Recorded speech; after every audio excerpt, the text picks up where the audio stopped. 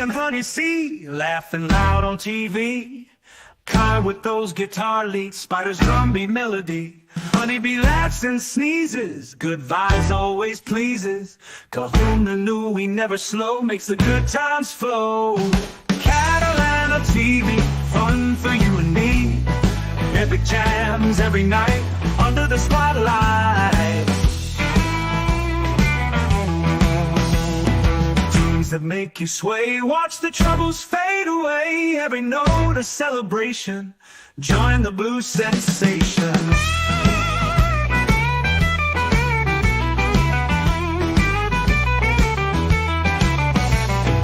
Friends all gathered round, living in the sound. Joy in every beat, dancing in our seat. Catalana TV, fun for you and me. Epic jams every night, under the spotlight.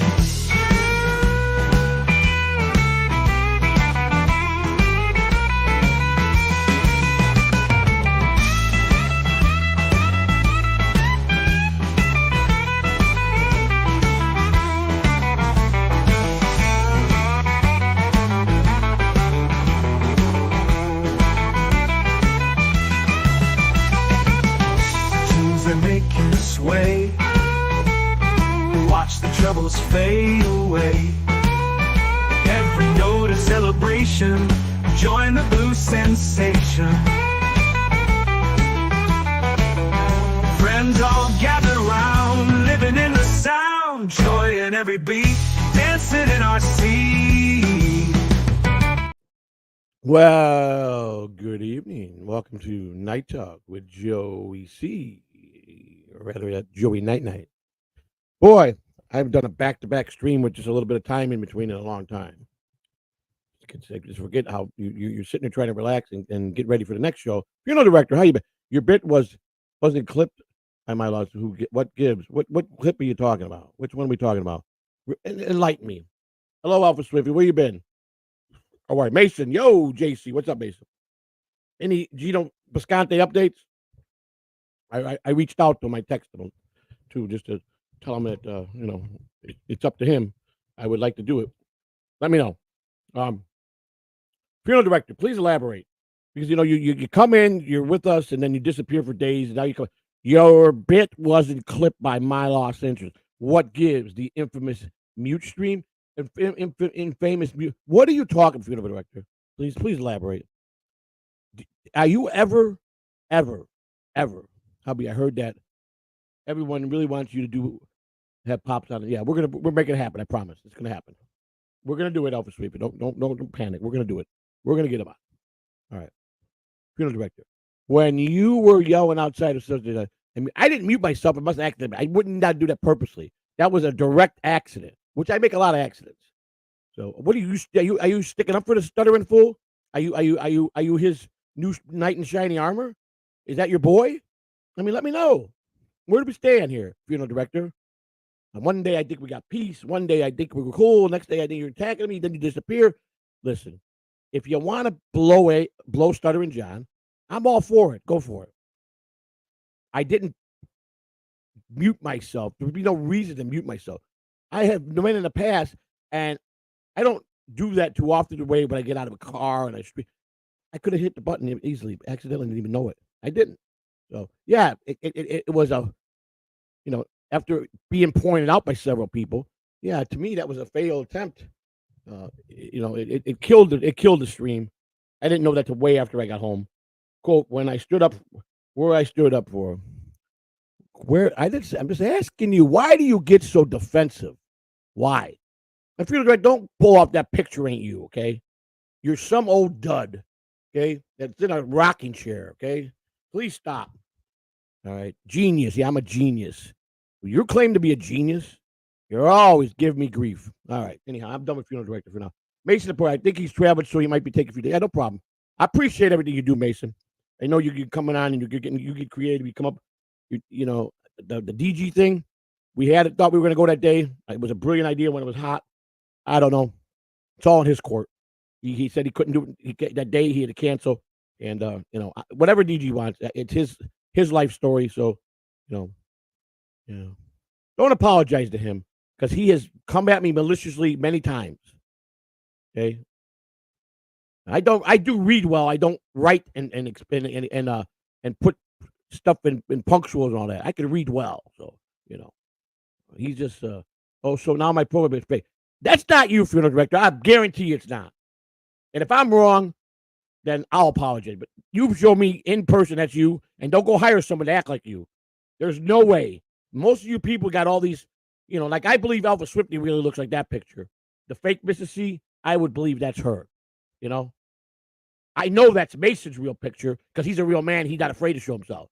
Funeral director, you hide behind this trying to pump yourself up when you probably barely can type. Okay? Oh, you were yelling outside. Yeah, I know. And thanks everyone. Muted yourself and thank them. I thanked everyone. Okay. You don't. So you monitor me. Are you the news reporter for Joey C? You pick and part Joey C, and you're going to get all his criticism. That's okay. You got the job. It's all yours. Okay? All right? You should be helping your boy get back online because, he needs your support now. Casey needs everybody's support to help him. Not worry about what I do. Casey's a good guy. We should get him getting back streaming for YouTube messing with him. Okay? My Lost Interest is a great guy. You're not even compare close to what he is. Asking him why My Lost Interest didn't clip your.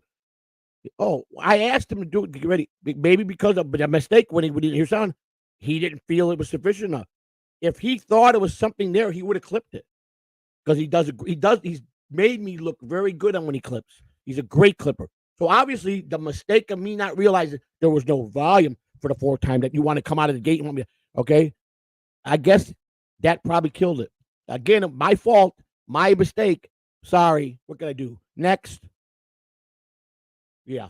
Hey, Mason, you believe he looks like that? This is no way. A guy that built, that's that strong would put funeral director for a name. Funeral director. Sounds like he's dying. You know what I'm saying? You think he would have clipped it if you didn't mute it? I know he would have. He probably would have, yeah. I got a pretty good rapport with My Lost Interest. He's a good guy. And maybe he won't. I don't tell him what to clip. I just said, get ready. I think you're going to be able to pull some clip. I suggested it to him. Are you saying that he don't like me? Is that what you're trying to come at? Is that what you're trying to get at? Because I don't order nobody to do nothing. I keep him in the loop because he does, and I always thank him when he makes a clip for me, when he makes a clip about what I do. I like him. He was a gentleman when we became friends. He put me in check in the beginning. My Lost Interest does great work. So if I'm going to do something crazy and special, I want to let him know.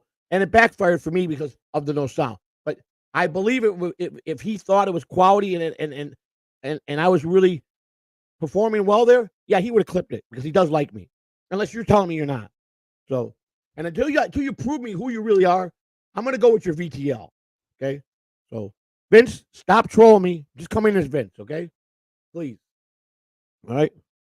Yeah. It was just goofing when you were people was muted. Oh my God. Yes, I was muted by accident. I wasn't goofing, okay? I got intel from a bunch of people that John was there, but then I got the final intel that he wasn't there. I was wasting my time.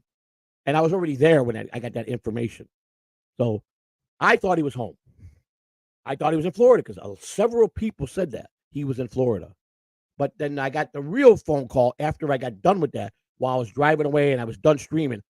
He's not there. Whoever told you that, they were full crap. Now, some people say he's there now. He's not his mom, but he's still at his mom's. He's never going to Florida. I figured it out. What, is that really Vince? I don't know. People saying funeral director is Vince. Vince is a master of disguises. If you're Vince, funeral director, I'm hungry. Send me some Taco Bell, right? DoorDash me some hot Taco Bell, please. Okay? That's all I could ask. Funeral director, how you doing anyhow, buddy? So you're a funeral director? Why did you choose funeral director as a name? I'm curious. Is that your line of work? Casey used to say, you're out there washing cars, you're washing a hearse and everything. Or is that just you being funny? Or that's how you feel like a funeral? I don't know. Okay, there we go. Wait, so here he is or he isn't there. All right. You win, funeral director. I'm wrong. Everybody, let's give a round of applause for funeral director. This is Night Talk with Joey C. And I'm not this is Night Talk with Joey Night Night. I wish funeral director were going Night Night. He's rare form today, boys and girls. He's always got opinions about Joey C. And you know what? At first, I used to be nice to him, say nice things because he was on Casey and he was really cool. Casey liked him. And then one day he just came out of the blue saying I was a thief. I robbed my wife. out of the blue. He went on with that until, my wife had to tell him 15,000 times that, my husband, first of all, how can I steal my own money or her money? Or she does vice versa.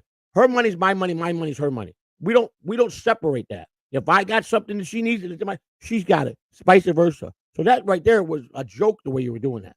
Okay? I put it in the wrong drawer. When she went to the drawer that she told me to do it, I didn't understand it. And she found it. She thought I didn't do it. So she thought I was being mean and not giving her the money, which I would never do. So that was a long time ago when you just laid on that. Now you're laying on something about Stuttering John. Here's the thing.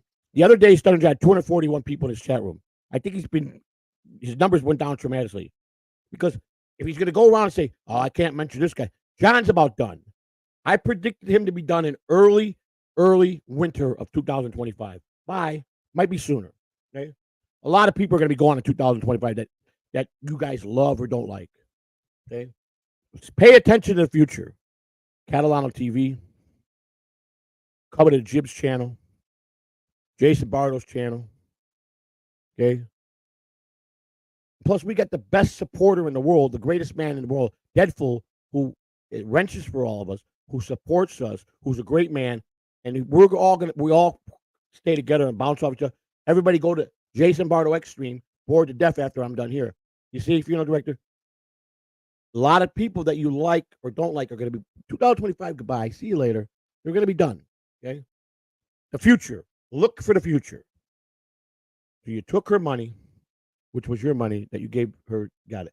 No, that particular day she needed some cash that I had in my pocket.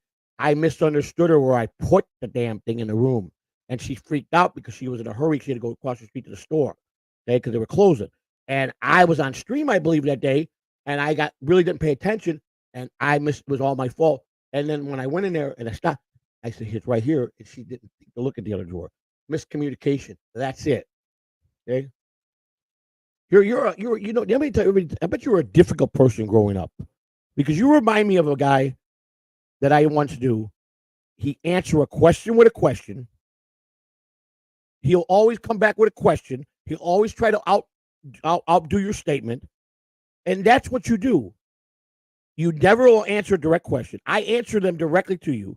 You come back with a question and you come back with trying to bounce on me. You're a negative person, a narcissist. You're a narcissist. Now, Gino S. Gene S. Joey Bendover. Joey Bendover. Hey, Joey Bendover. What's up, Gene S? How are you? It was only $40. But the point is, Alpha Swifty, it was just a communication. I didn't have to. How could I take my own money that I already put in there that was in my pocket that day? I don't get that. My wife gives me anything I want. If I say, babe, it's done. It just was a bad day for both of us. She was running out, stressed out. I was streaming. That was back in the day when everybody was coming in. Yeah, it's stupid. No, you had to go across the street to Gamscott. They were closing. Get the money on, right? That's what I said. Right. And she was in a hurry because they were closing and she had to get it out. That's right. And he just keeps going on and on. Okay. You sound like yesterday when you yell and call people narcissists. You are a narcissist and a pain in the ass. Sorry to say it, but that's what you are. Okay. And if you really think 100% I believe that's your photo, you are mistaken. And what are you supposed to do? You're bragging because you got muscles? Huh? What is it? Well, you're trying to just sell your face there that you're a pretty boy. I don't get it. I mean, why couldn't you just put a regular headshot? Why we got to flex your muscles? Are you one of those guys that got muscles but you can't act on it because you're really a scared guy, but you just want to act like a tough guy? I don't get it. Or is it because you take steroids and you got a small, you know what I'm talking about, and you got to overcompensate it with that? Which one is it? Or you're just a nerd that is trying to fit in? I don't know. Gene Simmons, didn't he just pass away? Gene Simmons? Richard Simmons? Well, Richard Simmons just passed away. I see Richard Simmons? Oh, no, you're talking Gene Simmons, the guy from Kiss. That might actually be Gene Simmons. Gene Simmons just passed away, didn't he, from Kiss? Or did I get misintel there? I don't know. Miss Swifty, Alpha Swifty. Alpha Swifty claims that she's you. She's always playing you. I don't get it. I don't know. She says she's Mrs. C. You say it's not Miss. Listen. I'm just trying to do this. I got funeral director coming at me from this way. Now you get my wife riled up, and then you got the fake Mrs. C getting riled up. This is all crazy. I'm just trying to do a show. Where's all the good people at? Where's all my regular people at? Where's Miss Kitty? Huh? Yeah, okay, all right. But she's got a rot pocket, and she said everybody wants it. I don't want nobody that gives out a rot pocket. You know what I'm talking about? I'm sorry, can't happen. All right, here we go, funeral director. Johnny Payton, thank God we're finally getting some. Hey, Johnny Payton, what's up, bro? How are you? Gina says, what do you got to say? It's really me. I took Alpha Swifty backstage in 99. Now, that's funny. I want to know something, Gene. Is the package as long as the tongue? That's the question. Because you had an incredible tongue. I know you can touch way above your nose. Is the package even longer? That's what we want to know. Okay, so you got to let us know. Alpha Swifty, Gene S said he took you backstage 1999 and he plowed you real good. Was the carpet downstairs as long as the tongue, or was the tongue the key to everything? That's what I want to know. He's claiming you were together in 1999, and if that's real, Gene Simmons, he's a legend. I didn't like a lot of rock and roll, but I enjoyed Kiss because my best friend growing up was a Kiss fanatic. Kiss fanatic. He loved Kiss. He knew everything about Kiss. But I know the backstory, Gene Simmons. Didn't he have that surgically put in the extra part of the long tongue? Wasn't that he did that? Wasn't I read somewhere that was all part of his persona to being who he was? Badass outfits, man. You guys made it look. You guys did it when no one else did it, man. I gotta say, Kiss was all your album covers was the best, man. They were. I gotta say that. I grew up in the '70s, and Kiss was really popular, man. And they were pretty wild with their album cover. My friend, the day it came out in the store, we were taking a bus to the store to buy Kiss's new album. That's how my friend MJ was. He was a Kiss fanatic. Everything was Kiss, and I learned to appreciate it. Johnny Payton, Joey already called me the 20 times. Johnny Payton, Joey already called me that 20 times. Called you what? Funeral director. What is it about me you don't like? Let's start there. What is it that I can change to make you happy? Gene Simmons had an issue getting it up, though. Wow. So it was all the tongue then. That's what his magic, and 45 minutes later, I had that mouthful. Wow. 45 minutes later, it took you that. Or did you just enjoy it for 45 minutes? Wow, you worked your magic. You weren't working too much magic if you took 45 minutes. Magic means 2-3 minutes and he's done. Or you were just teasing him. That's the whole question. So I don't know. That could be, it could be funny. It could go either way. Okay, FD, funeral director is Vince D. I know that. I know that little troll who didn't call me again. Vince, I'm hungry. Taco Bell, please. I need some food. Taco Bell, I didn't go shopping today. Taco Bell, please load me up, please. If you find Vince Delore, talk to funeral director who's really Vince. Send me some please send me some Taco Bell. Thank you. Just kidding. I mean, if you do, that's great, but I'm just kidding. Just trying to get something going here. Joey, do you have a phone line I want to call? I'm working on Johnny Payton. We used to have one. VTL is missed.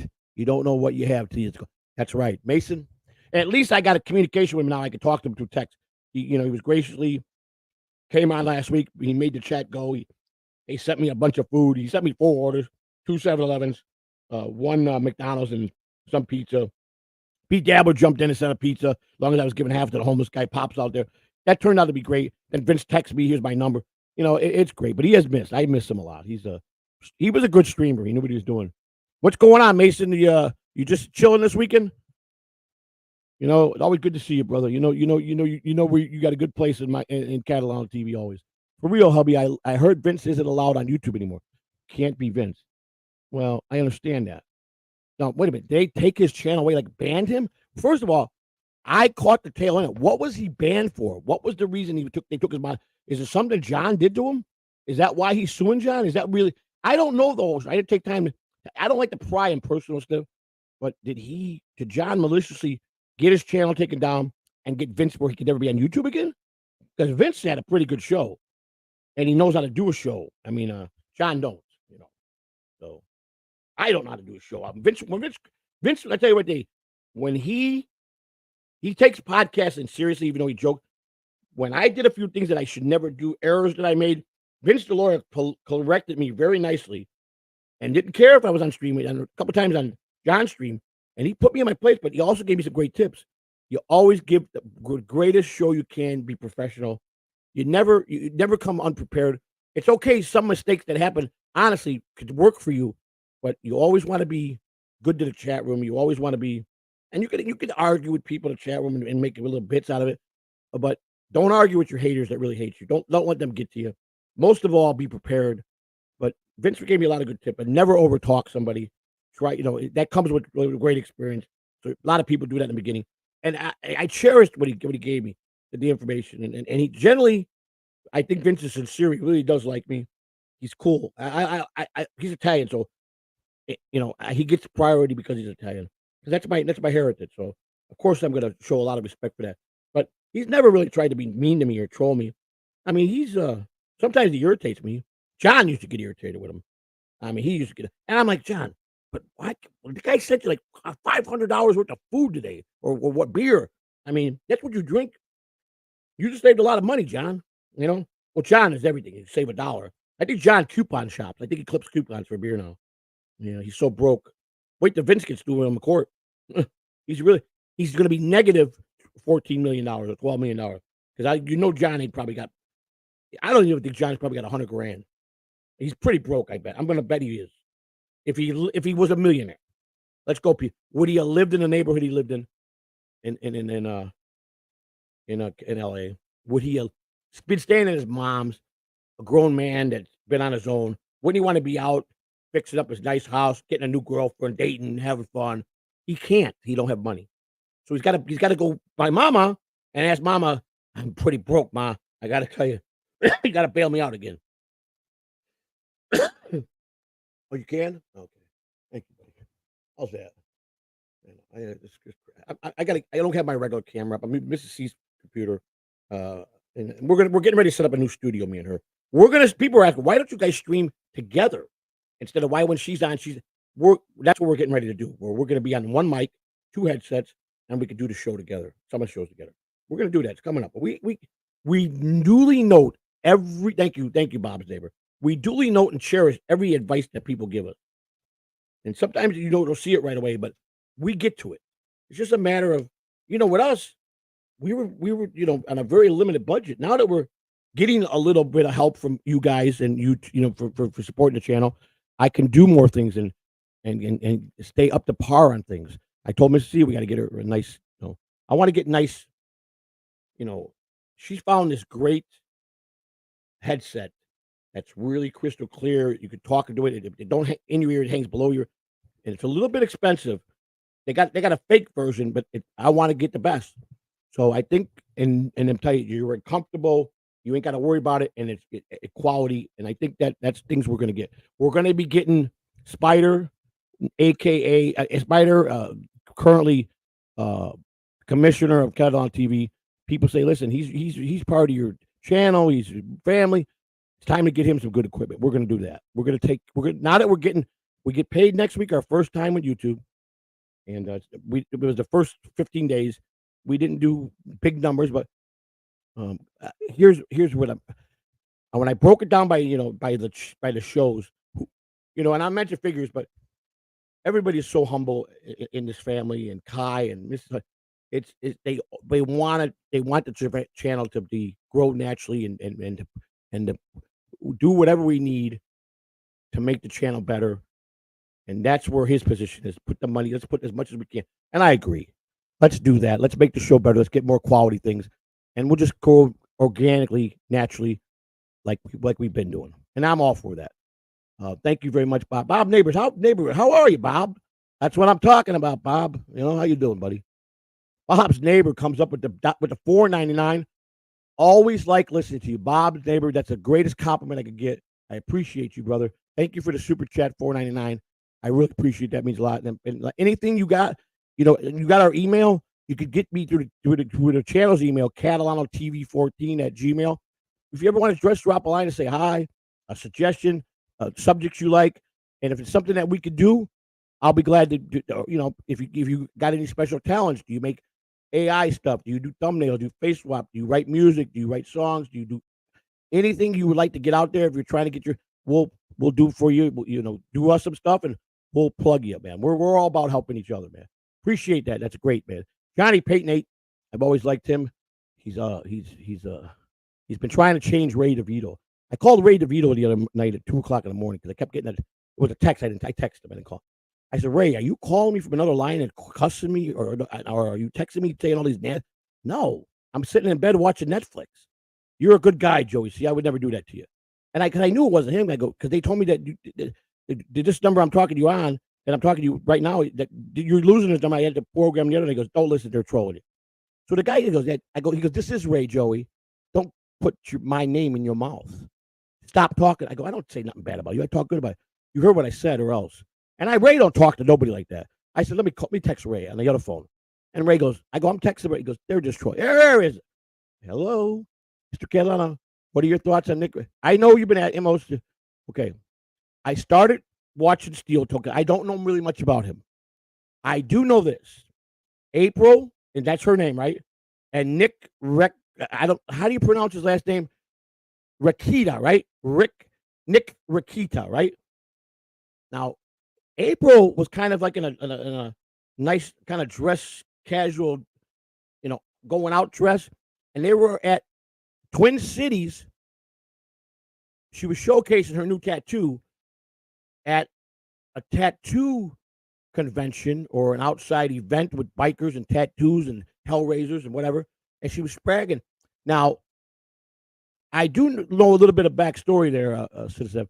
Now, Aaron and April were husband and wife, right? Which are now, I'm assuming, getting divorced. Nick Rakita and whoever is he got married? He's got a wife or a girlfriend? I don't know that person's name. Now they used to swap couples. Is that what they did? So Nick would pork April, and Aaron would pork Nick's girl or wife. So they did this in the whirlpool shit. They did all that kinky stuff, right? This is what I'm getting. Then I'm hearing rumors, only rumors, Aaron. I'm just telling you that he's a wife beater. He hit April a lot. A bunch of things came out. The kids got involved. I don't like to talk about that. And then she winds up leaving and going to Nick Rakita's home, I guess. And then they got a wellness check, and they came in and all went to jail, correct? And I heard that. Yeah, okay. Nick Rakita is married with. Okay, let me see. Nick is married with April as his living girlfriend now. Whoa! So April is now his living girlfriend, or because she ain't divorced yet from Steel Toe, right? That no way that divorce went that quick. But that's her now. She's public. Yeah, because I was confused. I thought he had a girlfriend when she was with Aaron. They were doing swap cupping, couple swapping. And I'm getting confused. Now here's my $1 million question: was April porking and balling Nick Rakita this whole time while she was married to Steel Toe on the side? Was she getting it from him? Because I don't think she was happy in the bedroom with the way she carried herself on the Steel Toe show. And then he got pretty upset with her. I did watch her when she was saying she didn't come, and he got upset. You know how, because like when he's done with his big, goes right to bed and he's all set. And she was kidding. He turned to her, "Don't you ever say that." And he was serious. I don't know. So I'm learning. I didn't forget your request last week, but I would be glad to do that. I don't know him, and I'm not going to say nothing bad about any of them. I don't want to get involved in that drama or be labeled that I'm trashing him. But I am starting to watch a little bit and learn about. I was under pressure this Rakita guy who's a lawyer and had a big podcast. A lot of people made a lot of money. Was he in April really an item? When they were swapping, was he tapping it on the side behind Steel Toe's back? Is April really just a coked out meth woman who's just all about drugs and getting porked? I don't know. Or is Nick that good that Steel Toe had nothing on him and he just laid pipe to her and she just couldn't? That was it. She had to tell the world. I don't know. Stay tuned for more on Nick Rakita, April, Aaron, per Joey C, as I investigate this to get the facts. I did try to reach out to Aaron. I don't really know how to get a hold of him to see if I could do a real interview with him. I wouldn't trash him. I won't be too direct. To see if he would come on my show. I don't know. All right, here we go. This is yeah. That's the same as your mother does, Mr. Z. I'm pretty sure that your mother's the one that does that, But you know what? I warned everybody. The only way you get banned in here if you make an asshole remark like that about my wife. See you later. Okay? Take care. That's the only way to get banned from me. Sorry. Ain't going to happen. And I know that's a fake Mr. Z because the real Mr. Z, who I'm in contact with, told me to be aware that's a fake Mr. Z. So nice try trying to get to me because you know I was friends with Mr. Z. All right? So I won't put up with that. There's no reason to trash my good wife and say that. That's not even joking in my book. Maybe some people like it, not me. Most the mofungo. Joey John, he is in Florida. That is confirmed. Because I thought I heard today that Bob was making a statement. He's still living with mommy. I don't know. Funeral director, laugh my ass off. Well, Bonnie, you're laughing at me, huh? Yeah, look at that. Look at that fake fucking picture of him. You know what? Look at it. You're weak anyhow. If that's really you, you got terrible triceps. You're weak. If that's really you, get some muscles, all right? You know. Hey, Casey's been banned for YouTube. I know he got taken down. Now I don't know how many times. Now 3 strikes, you're out. You know, listen, Casey is one of the best. He's a legend. He's been around. He worked for Howard Stern. He did a lot of important. I cannot say one bad thing about Casey. He's the nicest, kindest friend that anybody could be. He's just a gentleman of a gentleman. Casey's a guy you don't mess with. He's a bad dude, man. He mess you up. He knows how to fight. He don't try to be angry. He's a religious man. He wrote a good book. So he's got the radio show. I think he owns the radio show. He's a good man. I heard his statement he made that he was took down. I don't know if it's permanently. I just don't want to bother him. That might be a soft subject right now. You got to ask funeral director that's flexing his muscles. To the fact that if that's really you, you're only pushing that because you want all the guys to come down on their knees for you. That you're like a guy magnet, funeral director. Anybody that wants to flex, no woman's gonna go. They don't like that. Women don't like a man flexing like that in public. They want him themselves. They want to rub his arms and they want to, So are you strutting around for all the men that's going to be takers? I don't know. But Mofongo, Mr. Mofongo, I don't know the true answer to that. I hope not, because Casey, he's a legend. He's someone that's a big part of history. I like him a lot. I just don't feel it's time to to reach out. Johnny Payton number, Joey, when will you and Chad come? Listen, Johnny, that's the mystery of all mysteries. Chad Sumac has made it very clear that Joey sees a nobody. Why would I even talk to that guy? This is what he said. Once rivals turn best friends. I tried to be very politically correct with him, polite, respectful. I even said, Chad, I'm not a comedian. I got no resume. And I'm a guy that just came into the Devils because I knew Shuli and I used to put up videos doing baseball. And I thought, you know what? This is what I want to do. I'm retired. I want to enjoy it. I want to start telling my life story. I don't have the credentials you go. You are the man. You are the star. But I do get a lot of controversy. I do get a lot of views from people. I do get people that do say nice things about me. I'm pretty popular in the Dabblers. And you are trying to build popularity up. And you've been in jail. 2 guys, 2 felons in the hood driving around with a stream would be a winner. Even Kevin Brennan sold that idea. And Chad said, because I'm a nobody, because Joey C is a nobody, nothing at all, no comedian, no resume. I will not even talk to that guy. I'm beneath Chad Zumock, who lives right down the road. He's out trying to do a fake walk and talk, trying to bust my chops. And I opened this door and I wrote him a couple times. Wrote him about 8 times. And then I Googled his name and his real phone number came up on Google. I'm letting everybody know. If you put Chad Zumock phone number, it's his real number. He got so pissed and thought, you're going to have a big problem if you text my phone again. So I said, oh, whoa, now you're threatening me. So now I harass him. What problem am I going to have, Chad? You're going to walk over here and knock on my door? I don't know. But I wouldn't be saying that when I was trying to open up to be a nice gentleman to you. And because it would be your show. You be the star. I'll be the second mic. It would kill. He don't want no part of me because I'm a nobody. I'm not a comedian. He only talks with quality comedians with a resume. Chad, I own the patent on the walk and talk. Stop walking and talking and trying to be me because you're fake. That's all I'll say. Okay? If you're going to walk, I'll walk. We'll meet halfway in the middle. We'll have the rumble between Chad Zumock and Joey C. live on YouTube. He will leave your house walking. I leave my house. We meet in the middle. Big lights. Someone walking with us, filming. And we go toe-to-toe, eye-to-eye, and we set the date. And then we do the podcast war. That would be epic, wouldn't it? He's better than me, smarter than me. He knows everything. He knows about podcasting. He knows everything. All right. That's fine. So I gave up on Chad Zuma. If that helps you answer. Even fans were writing, sending him to telling him he would be mean to. I don't want no part of Joey C.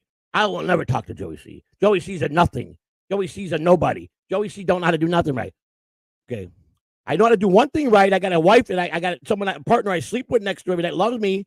I get loving every day. Do you get that? Nah, sorry, not. Make that a joke, huh? There you go. You know? Chad Zumak every once in a while pops up at the mouth. Funeral director is a fraud, always said. That's right, Mr. Bofungo. He's definitely a fraud. You know, he's trying to challenge me with taxes. He's going to call the IRS on me. Okay, you want the number? 1-800-829-1020. That's the number for the IRS. Call them. My name's Joseph Catalano. There you go. Work the professional baseball. Check all. Have them give you right away. Have them, go tie them up with all the bullshit and tell them that I'm a fraud. Because you're gonna be stomped on by the IRS, and they'll probably turn around and go after you, who the guy that really don't pay taxes. See, when you accuse someone of something like that, it's really you that don't pay the taxes. When you see me so worried about I don't care. Don't worry about my 1099. That's none of your business. I never cheat the government of their money. Okay? I lied to the government. I got in trouble for it one time, and I learned my lesson. I'll never lie. But I do my taxes. Okay? I ain't no El Capone. They ain't putting me away on tax evasion. All right? So get that through your head, funeral director. Even Mr. Mofungo says you're a fraud. I'll bet that by the end of the night, we're going to get everybody in my chat room to say you're a fraud. Okay? And then you go away. I don't got no reason. I've done my taxes every year that I worked my whole life. So, and I'm just telling you, this is what funeral director does to me. He's a guy that likes to start trouble in people's chat rooms, and then he runs and hides because he's an old man, barely see, can barely walk. He ain't even a funeral director. Okay? And someone put on Twitter, this is what you argue with. I think it was Chad. These are the people you really, and showed pictures of these trolls.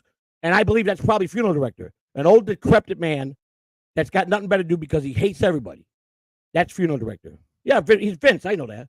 But we know that. But I'm not gonna talk to him as Vince. He don't want to come in like BTL when he did last week, and he sent me some beautiful food. I want some Taco Bell. All right, I'll tell you what, funeral director. Let's say by God, you're not Vince. Why don't you order me some Taco Bell and have a DoorDash to me, and let's just say you're not Vince, but you have my phone number and they'll call me when they're outside. Can you do that? Can you do something good as funeral director? You know what I'm saying?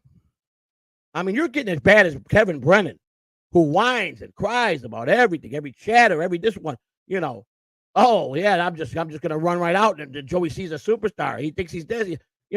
Or Chad with Ray DeVito, he can't even sell tickets, You know what I'm talking about? Chad Zumak, who does a lame ass show, Kumio's Cucks. They don't even change the thumbnail. He's tired act. I hear he's a pretty good comedian. He brags about how he works all the time. Okay? All right. Oh, here comes the other troll. Here he is. Here comes John's number one army guy. Good evening, Joey. How much weight have you gained since you started your diet? A lot. Johnny Payton. Thanks for noticing. Huh? How did you get that ugly face? When are you going to surgically remove it and put a new face on? Huh? That's what I want to know. Huh? Could you let me know that when that happens? When are you going to change your face because yours is so ugly? And when is John going to stop looking like he's a old time transvestite? If you look at John with his long, he looks like he's turning into a tranny woman, old tranny woman. I'll tongue twisted. You can't mention this guy. The lawyer really put his dick down John's throat pretty good, didn't he? John's got nothing to say now. He can't bounce on mention names no more, can he? Huh? Wait till his asshole puckers up on Vince the lawyer takes his ass to court and they award Vince the money. And wait till Shuli and all the TSN that when they go and John he's looking there with his tongue hanging out, wishing someone crammed one down his throat because he really did it to himself this time. That's what it's going to happen to John. So John is going to be really in bad shape in 6 months if he don't pass away by then. I promise you can take all this. He still won't mention my name. He is so petrified of bringing me into this. He don't mention my name. He blocks me at every angle. I got no way to get into him no more. Because I've been trying to tell his ass off on a few things, and he won't do it. So that's fine. Pussies got to be pussies. I don't care. And that's what he is. So he's stuttering chicken. And I'm done talking about him. Okay? I don't want to talk about that. ugly, no talent, wannabe, ex-Stern employee, ex-Tonight Show employee, ex-fake band, ex-fake wrote for Kareem Abdul-Jabbar, top writer in the Writers Guild. Everything's fake about him. Okay, he makes up nothing about everything. That's all he is. Jay is incredible. He is what he eats. An asshole. I love it, Bob's neighbor. Even his forward. But no, I'm serious, Bob. Did you watch him when he streams and you look at him? If you just study his face, and he's got the little, he's turning into an old, decrepit tranny woman. He really is. You know, I already thought John always would be possible to go both ways. I got a feeling he has experienced that in his life. Just the way he talks. He wants to know your packet size. He wants to know, he does a lot of strange things. And he pushes it on Howard Stern. This is how we did it in the back in the day. This is how Howard did it. This is how we all did it. Okay, I get that. But you doing it, it sounds like you're trying to rape somebody. Like you're trying to molest a grown man for you.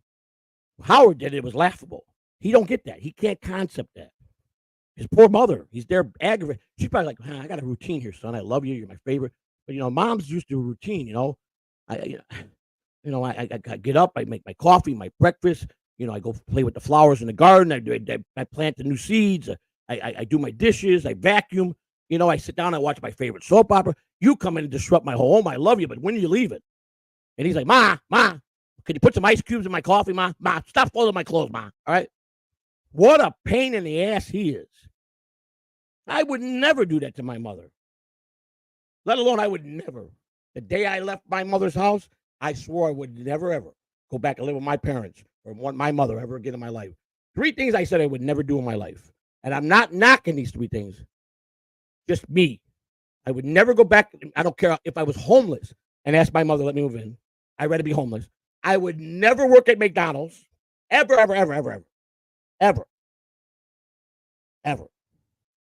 And I would never, ever be disloyal to anybody that's a family member, a friend, or a best friend. I always give them their loyalty. Always. That's it. Those 3 things I don't break. Sorry. But, and I guess, John's worked a lot of jobs. He was an Uber driver, a Lyft driver. He worked at the post office for 2 weeks. So he's going to tell me that is someone in his family, postal worker, they probably talked him into taking a test, or they took the test for him, whatever. He goes, he gets the call for the training, he gets hired as a civil service position. He goes and he's in a dog training, and they're telling him how to run in slow mode. The dogs are coming, they're getting closer. John's just about to leap over the fence, and the dog grabs him in the ass, and he's down on the ground crying, and they take a big chunk of his ass out of his ass, and he's in the hospital.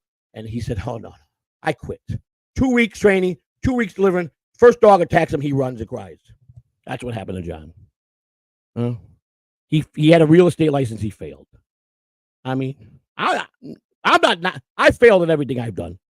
But I'm not going to sit there and say what I failed at were accomplishments. You fail, you fail. If you took a job and your intentions were to work for the post office, and in 2 weeks training, 2 weeks, you failed. There's nothing good about that. What I didn't fail in is I worked in professional baseball for over 30 years, 25 in the minor leagues, 9+ years in the big leagues as a bat boy. Yes, I'm only a bat boy, part-time, yes, but I still maintain the same career. In the off-season, I did a driving job, mostly taxi. I got a CDL. I did, and I lasted for years and years and years. Understand? Now, what did I consider myself a successful career in the minor leagues? My minor league work that I did for 25 years, I think I did the service above and beyond. Would I consider myself fully satisfied? No. You want to know why? Because I was in the big leagues as a bat boy, and I left that job on being my own stunad here in his head. I could never get back, and I wanted to get back to that position up there, and never could accomplish that. 1, it's very tough because nobody leaves those jobs. But 2, my work was perfect and above and beyond for minor leagues, but I still was I was still below the radar to do the job in the big leagues. Because as I got older, I got more relaxed. I started slipping at what I would need to do to be A+ in the big leagues. So by the time I was in my 40s, there's no way. I was already trained myself to be in the minor leagues, to be better and above. But it wasn't quality enough for the big leagues. I asked players, took a poll once, and I said, matter of fact, they did it on the stream. And he said, I'll put it to you this way. You're a top quality guy. And he gave all the reasons, but he still said that I would be considered for a major league position, but not the head job. Because I lacked that one quality that I lost. But he still felt that I could have made it to the big. I could have went to 2 big league jobs as a third assistant. And I'm thinking, well, let's say I got 10 years as a bat boy, 15 or 18 years in the minor leagues, and they want me to go be a third wheel? Nah, ain't gonna happen. It wouldn't work at my age and the way my personality was. And I can't say, well, put me in the first assistant. That guy's been with him 30 years. So first of all, I'd be stuck in the third position. I would never, because he's not going to quit the top job until he dies or they force him out. And usually they're going to give it to the first assistant who's going to go another 30 years. I'll be dead by then by the time it gets to me. So there was no justification. Laterally, money-wise, it was not worth me laterally going up to the third assistant job. Yes, I would have been in the big leagues again, and I would have had a Major League Baseball ID card showing off that this is, grant Major League personnel and players, usually grant them all the kindness, whatever it says on the bottom, special privileges because you work in Major League Baseball. I would have got that. I would have been around strictly Major League Baseball players. But at that age, and I already did it, my neighbors say, boy, you worked the greatest job. I'm a big baseball player. I can't believe it. And I'm like, it's just a job, man. He goes, oh, my God, how can you say that? I go, they just put their pants like you and I. They shit in the toilet just like you and I. They bleed like you and I. It's just a job. He couldn't believe how I just was so calm. They don't care. But look at you around. He's all these. Yeah, I get some rehab guys, and I know a lot of it. It didn't faze me. When I was a kid on Bat Boy, I was starred, yes, and I play in baseball, big difference. But it just became a job. Okay, I know them. They got my phone number. They harass me through the night when they need a favor or they're in trouble. They don't call. They don't call Ghostbusters. They call, Joe, I'm in trouble. I'm too drunk. Got pulled over. Can you come and help me? All right, yeah. Got to go do ground. Got to go do collateral damage to make sure they don't get arrested getting ESPN. You got a lot of work to do. You got to really be smooth. And, you got to guarantee that he's very profusely sorry, right? You're very sorry. Yeah, I'm really sorry, officer. Yeah. You got to really humble them guys. But it still was a job. Reverend Billy, Joey C., my bro, we connect somehow. We have, and we will. We could take it. There he is, ladies and gentlemen, live from the Jake Hudson and the Joey C. show.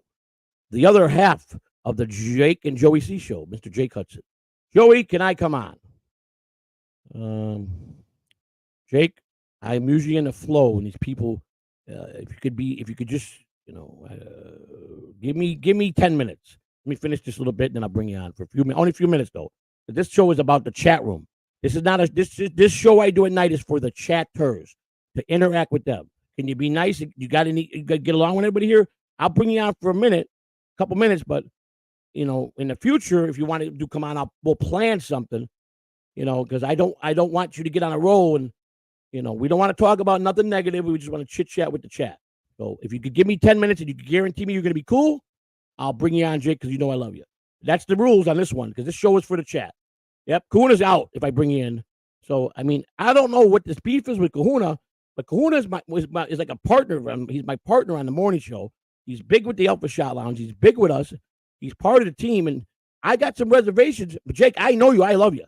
So, I'm not, Kahuna would never say because I don't that don't work like that. But I need to know what's going on here. Someone's got to explain to me why did you upset him? Mason, I live about 45 minutes where I'm out in the country a little bit. Reverend Billy doxing himself a little bit. Be careful, Billy. These people are animals on here. Big Kahuna is in a good mood tonight. He's in a good mood. We just talked to him physically on the telephone about a half an hour ago. He's in a good mood. He's just tired, man. The guy does a lot of stuff. He's a great guy. Bob's neighbor is toasty here, slightly muggy. Great picture, funeral director. I'm glad you changed it to me. Now you look like someone. Now you look good looking. Now you got some class. I got another great picture. You should change one a day. Get all the pictures of me and put me up. I love it. Thank you. Johnny Bay, it's hesitant. I'm hesitant with Jake Hudson. If he disturbs Joey, I won't be happy. Yeah. Jake, these fans here, they're the same people that come in. We interact and we don't talk about nothing bad. We don't complain. If we talk about SJ, we hit our mark and that's it. Funeral director was being argumentative. He's always trying to troll me. So we know he's Vince the lawyer. We're trying to get Vince the lawyer to send me some food. But Bob the neighbor, great guy. Reverend Billy, Alpha Swifty, Kahuna Nui, Mason the Port. These are all people that are loyal, that come in every day and give me their support. They deserve to be treated with class.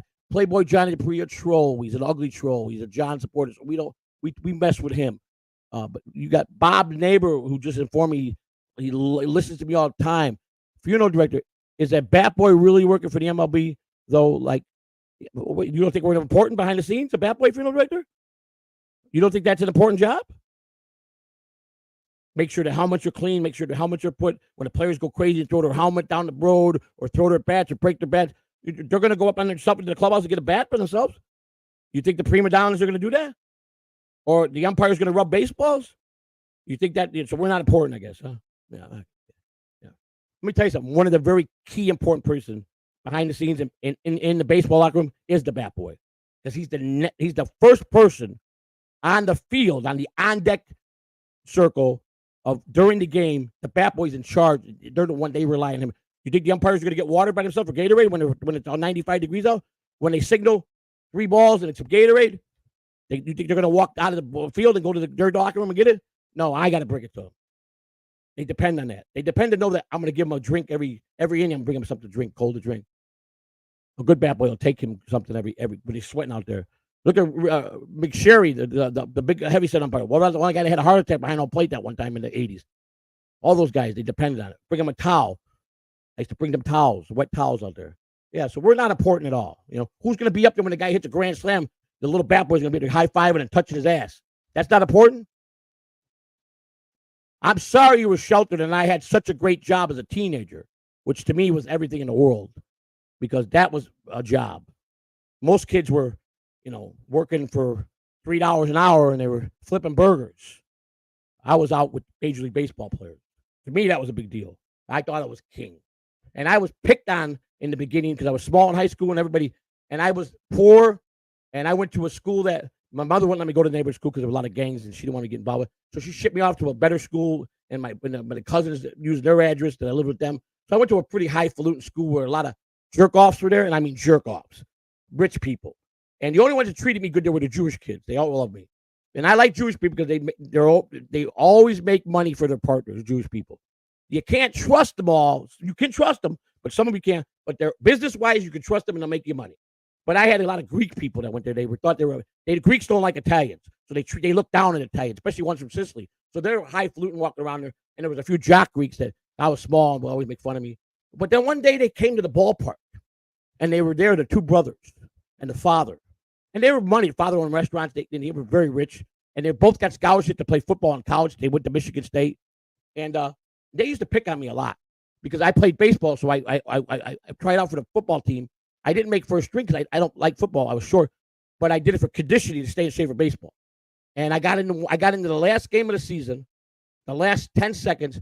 The coach said, Catalano, go in to be a safety, and we're going to get them to fumble the ball. I want you to get, because I was fast. You get that ball and bury it under you and let nobody get that ball from you. And we won the last game of the season. We sucked. We were lost every game but one. And I got that. They jarred it. I ran it past those guys. Cackled, and then I had all these big guys jumping on me, and my team was supposed to be protecting me, but they let a few guys crush me because they didn't like me, right? But that's all right. That was the brothers. So now they want to know me because they see me on the field throwing with Pete Rose and Mike Schmidt, and they're yelling my name, and I did this right there, buddy. About a Saturday, national TV. I'm out there playing catch with the Reds, all the Red superstars, warming up. Pete goes, grab the ball, get a tossing with him. And they're trying, oh, Dad, there's the guy that we always pick on. But, man, can we come? They want to get Pete's autograph. Right there. I shugged him. From that point on, I became pretty popular in school because I had the balls to go ahead and shug them. I didn't care. They treated me like a dirt. I was a poor kid with nothing. I used to go on the bus with all the black children. Because back in the days, they had to put a percentage of minorities in the good schools because they were calling it was unfair. So I was the only white kid that got off the bus with all black kids, which were all my friends, by the way. I played dice with them. We illegally played. We shot crap games. We did everything. Went to their houses. I hung out in their neighborhood. Their mothers used to say, now walk this little white boy back to the train. Getting dark. You better get him out of here before the night people come out. Oh, I'm not worried, ma'am. No. You need to get my son. Make sure he gets on that train so nothing happens to that boy. Yeah, that's the kind of guy I am. But those guys at the school, the rich people, they didn't like me until I shugged them. And I got back in my way. So the funeral director, Bat Boys are very important in this world.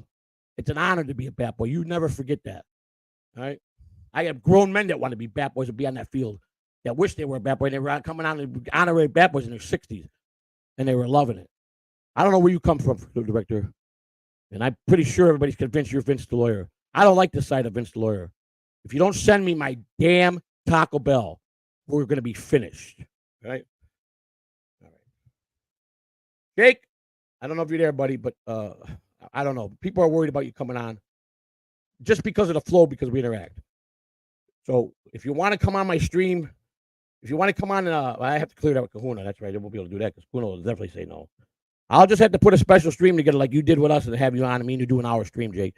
We'll do it next week. I'll do an emergency stream, and me and you can talk about whatever you want to talk about. Jake, I told you I love you. I'd do anything in the world for you. But business, work, I stay at a distance watching you grow. And I got commitments now, and I got my fans speak volume here. They're the ones that support the channel. I love you. A lot of them are upset with you, Jake. And I told you what happened. I told you what it was. You were the good people that loved you. You got me nasty with them, and they got bad. And now they put your name out there bad. But me, I don't care. I'll bring you on for 10 minutes. You let me know what you truly want, Jake, and they'll forgive me. But the minute you do something that derails me, they're going to tell me to ban you, get you out of there. So you got to make the decision. All right, love you, Jake. Joey, 1940 logic. Oh, what? Let me tell you something, Johnny Dupree. Sometimes the old remedies and the old days were a lot simpler and easier when they didn't have cell phones to make you lazy. Were you one of those? You one of those gamers that you talk back to your mother and father? You don't like school. You got money. You don't ever want to work. You just want to just hang out and let your parents support you. You're a spoiled brat, and all your mentality is you play games. What's going to happen in the future when you guys grow up? Who's going to be a leader? None of you guys can. You got no backbone. Yeah, that's right. Old remedies and old school people. We're the last of them. Guys like me go, this country's in trouble because there's nobody in the generations coming up. Not many people that could be a leader. We're going to be in danger. So, yeah, Johnny Dupree, 1940 logic. That's right. Where did you get that schnapps, that nose of yours, and that hairdo? I mean, and those eyebrows. You think you're good looking? I don't think. You look like a cracked out crackhead with that sunken jaw. You know what I'm saying? Are you one of those burnt out wacko demolishers from the prison? What are you? I don't know. Tell me. I'm calling out anybody that wants to call me out. Well, tell me who you really are. Show me who you really are. And you know what you guys do? You run. Just move your camera up and we can see half of your face. Funeral director, you're not here to make no demands, right? Up or down, let me tell you something. You tell me. You know what? I'm getting sick of this stuff with you guys, man. Tell me, is that good enough? Can you see my face? It's the microphone. Casey gave me this microphone, by the way, professional microphone, funeral director. You know that? How's that? Okay? I never have any complaints from anybody but you. You and Johnny Dupree. My husband's doing a bit there, funeral director. Yeah. He knows everything. The Joey movie cam. All right, funeral director. Lies, all lies. Yeah. Well, I tell you what. If you can prove anything that I've lied, literally prove it that I lied about something in my story, which I promise you can. I will roll out the red carpet for you for 2 weeks if you can prove that I lied about any of my stories, anything untrue. You can't, you won't. So what are you going to give me when you can't? That's what I want. How much big of a super chat? You got to give me $100 super chat if you can't find nothing that I lied about. And you can't make up lies. I got the facts, and I will show the facts to expose you. They've tried this method already. They failed. I disapproved. I showed that they were wrong on every lie they told. So if you want to go here, you better get your $100 ready to be sent. Visa America. I take PayPal. I take Cash App. I take Venmo. Prefer it to be Venmo, okay? You might as well just send it because you lost already. And then you're going to go silent because you know you can't. Because you've already tried to find something on me in a lie, and you can't. All right, next. Johnny Dupree. Nah, you were a bat boy, bro. Picks or it didn't happen. It didn't happen, yeah. Well, it did happen. And I got plenty of clicks to show I was in a different bat boy uniform at every field. So, yeah. Bob, Casey is such a nice guy. It is true he got kicked off, too. But it is. He's done. I mean, I loved his dad's wrestling camp. I heard that. Casey told me a little bit about his growing up with dad. And his dad was a very disciplined man, I believe, Casey, the way I gather it. very hard and wanted Casey to be best. Casey went to college, could have been a pro football player. Wasn't he pretty good? He's very, very in tune. He's very well, in good shape. He knew how to wrestle. I think he knows how to box. I think he goes to the gym advocately. Casey went through a lot of things in his life, like all of us did, with true hardships. And look at where he's at now. He's content with his life. He helps as many people as he can. He loves his mother. He goes and takes care of her. He likes his family. He's got a brother that he likes, enjoys. And he's got Coach, who Coach is so nice to allow Casey to blow steam off on him. Coach is a trooper. And I just would do anything with Casey Armstrong.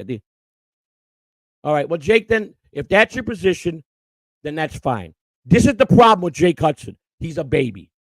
If you don't do what Jake said, Jake, I would not try to trash me because I'm pretty seasoned and it would be bad for you this time. Because this time I'm not going to kiss your ass. So if you go after me and say any one bad thing, I'm going to annihilate you. I promise you. Stay out of my market then. Don't talk to me. We're done. End of story. I stick with jibbing them. But if you try to do anything, I promise you it won't be good for you.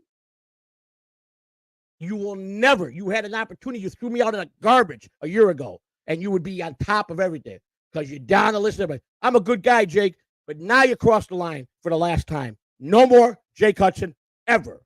Matter of fact, I'm banning you from the show. You'll never go on anything at Catalog TV, and don't apologize. I don't want to talk to you no more. Goodbye. Okay? Take that to the bank. Right?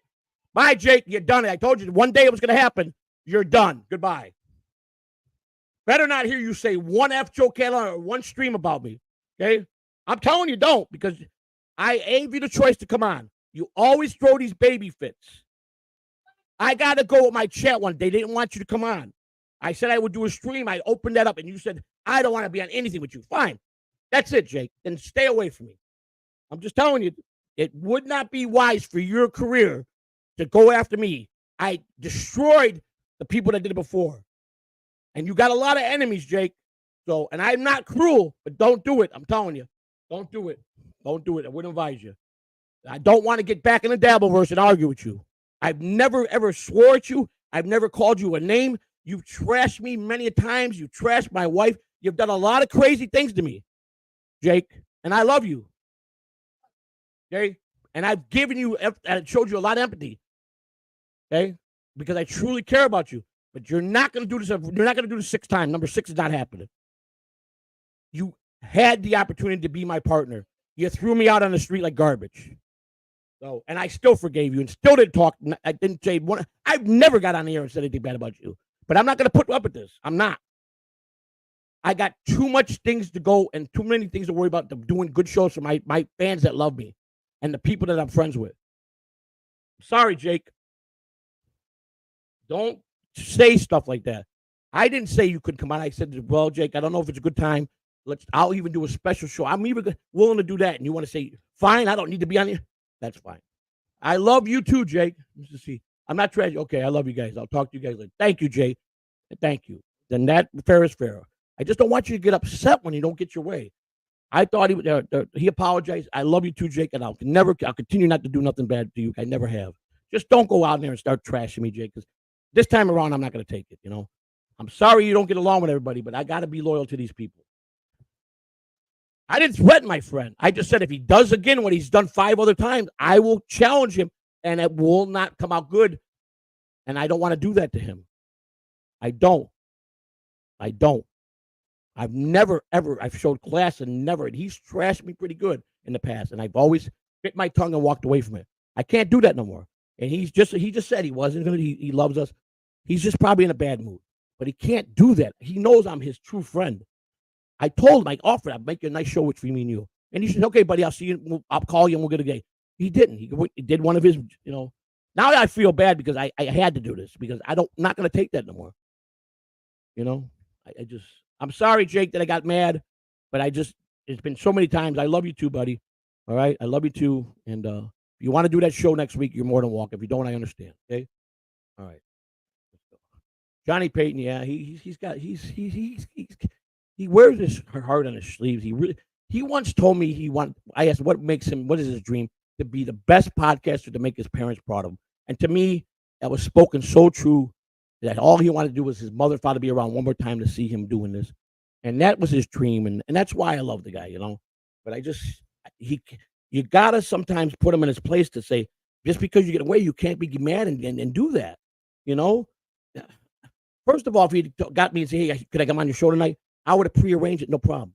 But people, they didn't want him. They didn't want him to come on tonight. And I said, "I'll bring you on, even if they don't want." And I figured it'd be better to do a show. That's all. Joey, can you sue for this treatment?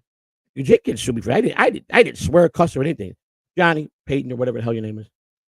He can't sue me for anything. I didn't trash him. I didn't say anything personal. I just said if he's going to take that position, I'm done with it. I don't need to be in my life. And I could do that. Just like I could talk about your nose, your ugly hair, your ugly face, your stupid name, your lying ways. I could do all that. I don't threaten. I'm not talking about your mama, your daddy, your sister, your brother, your friends, if you got kids. I don't do that. I don't physically say I'm coming to your house. I'm not John. So stop trying to make me John. You're the one blowing John, not me. Go blow John. Go to that lame-ass chat room he's got with all the trolls that send him $2 super chats. I'd rather have $6 in real super chats than to get the $22 super chats that are meaningless because they just hate him. My growth will come. Plain and simple. Right? I love my night stream because it's about the chat room. The few trolls that come in, you guys just go away. You don't need to get. Everybody's trying to pull me back into the death. When I thought I was out, they pulled me back in. They keep trying to pull me back in because they want me to be angry and fighting. This is what's happening. My main man, Jake, fired the $3 super sticker. I love you, brother. Thank you for that. Thank you very much. I think I already read my man Billy's Bob Neighbors. I read that. Thank you. I mean, these couple people like the funeral director and this Johnny Dupree doesn't realize Playboy Johnny. The people I come are regulars. They come from time I'm on, no matter what time. How many? They're loyal. They come on and they expect me to continue to grow. They love me. Okay. Well, I'll be waiting for that paper then. Okay. Why don't you represent him, Vince? Now we know, Vince. Now you just gave up the exact figure that you're suing John for. The funeral director guy is no good no more, Vince. You're better off being Vince Delore because we know you got a set of balls. We know you're not afraid to troll. We know you're a good guy deep down. I really love Vince Delore. So, funeral director's dead. Forget the funeral director. Come in as VTL. Order me some Taco Bell, please. And next time you're in Florida, make sure we get together. Not maybe, okay? I'll do anything in the world for you, Vince. I even offered you to come on my channel until you get everything straightened out. I offered that to you. You got full. I don't tell you what to do with your channel. You could do your show as long as you don't get me knocked. I was willing to do that for you. And I don't even know you. I just know you through here. And you've been always cool with me. So send me some Taco Bell, please. They're open at 2 a.m., please. I mean, God bless it. Do I got to beg? I got to get my hands and knees and beg you? The funeral director, kill the funeral director. It's played out, okay? All right? Minor league ball is the well, Mr. Bofungo, here's the thing. If you're an advocate baseball fan, and I got a meeting right after this with Gunzo, who's the guy that's been helping me put together a real baseball show, not a show where I'm just telling stories, just a gathering, me and somebody else, or me and two other people. We're just talking amongst each other. It's kind of like a roundtable discussion where we're just talking out. These are guys that are loyal fans and fans of the 80s and the 90s baseball and the end of the 70s, of that era, of those qualities, that were curious about how certain players were. They were big fans. And I happen to interact with these players, and I got stories, and we just talk amongst each other to make more interesting for the fans. That's the first and foremost. Second, he's did a lot of research. He sent me all his research, and he wants to go over everything. Now, he's doing this. He goes, I'm not trying to get money. I'm not trying to be your producer. I'm trying to make suggestions and help you do the show like that the right way so it could be a #1 hit. He thinks the Rumble thing would be good because I could probably show clips of baseball games because you get a lot more, and I agree. And he's really put his own time in to help me. And we've talked, and he's from Chicago, and I love the guy. He's a great guy, and he's trying to help me get because he saw some of my old baseball stuff when I just did an interview, and he could see that I handle it very well. I got the knowledge, I got the stories that some of these old fans like, but me just sitting here rambling on and talking, and I derail myself off of something and I forget, it's not going to work. It's just me talking. Eventually, but if we do it the way he's telling me, which I got the same opinion from other people, Shuli kind of said something on live on my to me about on his show that he was giving me advice about. We got to do something about Joey C knowing current events. Somebody that is asking you questions about current affairs, and it's okay if you don't know the answer. Just the fact that your answer or not answered or saying I don't know what that next question will be the interest. Because people are going to say, "Damn, could Joey C figure this out? Is he really that smart, or is he going to come up with some lame excuse, or is he just going to pass on it?" And that's going to be the show. Surely, and it's kind of what Gunzo was saying with the baseball. Shuley said, if I put together, and Shuley, when he gets time, Shuley's got a lot of plans for me. He helps me out. He gives me ideas. He knows that I'm just learning, and when he can make the time, he's busy, And I'll have that time in DabbleCon too when I'm alone with Shuley, and to really talk some shop with him, and where he can really give me. I can take a notepad and write down and look him in the face, and he'll talk to me like he's like the friends we are, and he don't have to be on air and say, "Listen, bro, you're my buddy. Do this exactly like this." Let's find something. He'll probably even find me someone to do that. That could be the guy that questions. I'll trust Shuley if he says this is the guy that's going to do it. I could trust him. You ain't got to worry about him turning. I leave that in his hands, but I learn every day, and that's a good idea. And that's kind of what Gunzo is shooting for in the baseball show. So it's time. It's like Hackwright said. You're making great strides. You're getting intimate. You're getting excited on the stories. You're reenacting your stories. You're just not trying to be dull. You're making content. You're not trying to get kicked off YouTube. You're trying not to fight. You're not cussing as much. You're not threatening at all. You're just trying to do along and move along to what people want. The future. We are definitely on the list for the future. Am I a good broadcaster? Nowhere near where I should be. Am I starting to put out decent content? Some shows are pretty good. Do I got a lot of support? More than I thought I ever would have. Am I humble and grateful? Damn right I am. Do I love all the people that are loyal to me? I love each and every one of you. Do I care what Tukey says about me or El Harible? I don't care what Devin Cardiff and him say anymore. He can't tell me I'm good, bad, or I suck because I work hard to try to change that. One day, he'll eat those words. And he'll want to come on when he's died a few years down the road and he's tired of holding the arm up. And he fades out and he's going to want to be, and I'm getting popular. He's going to want to come on my show. And I'll let him on because he let me on. He was always kind to me that way. He always talked good about me, but he starts trashing me.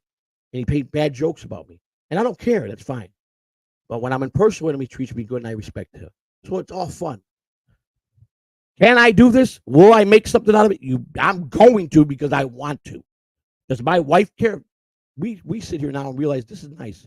We do this right. Kahuna is my protector. I forgot what he called himself.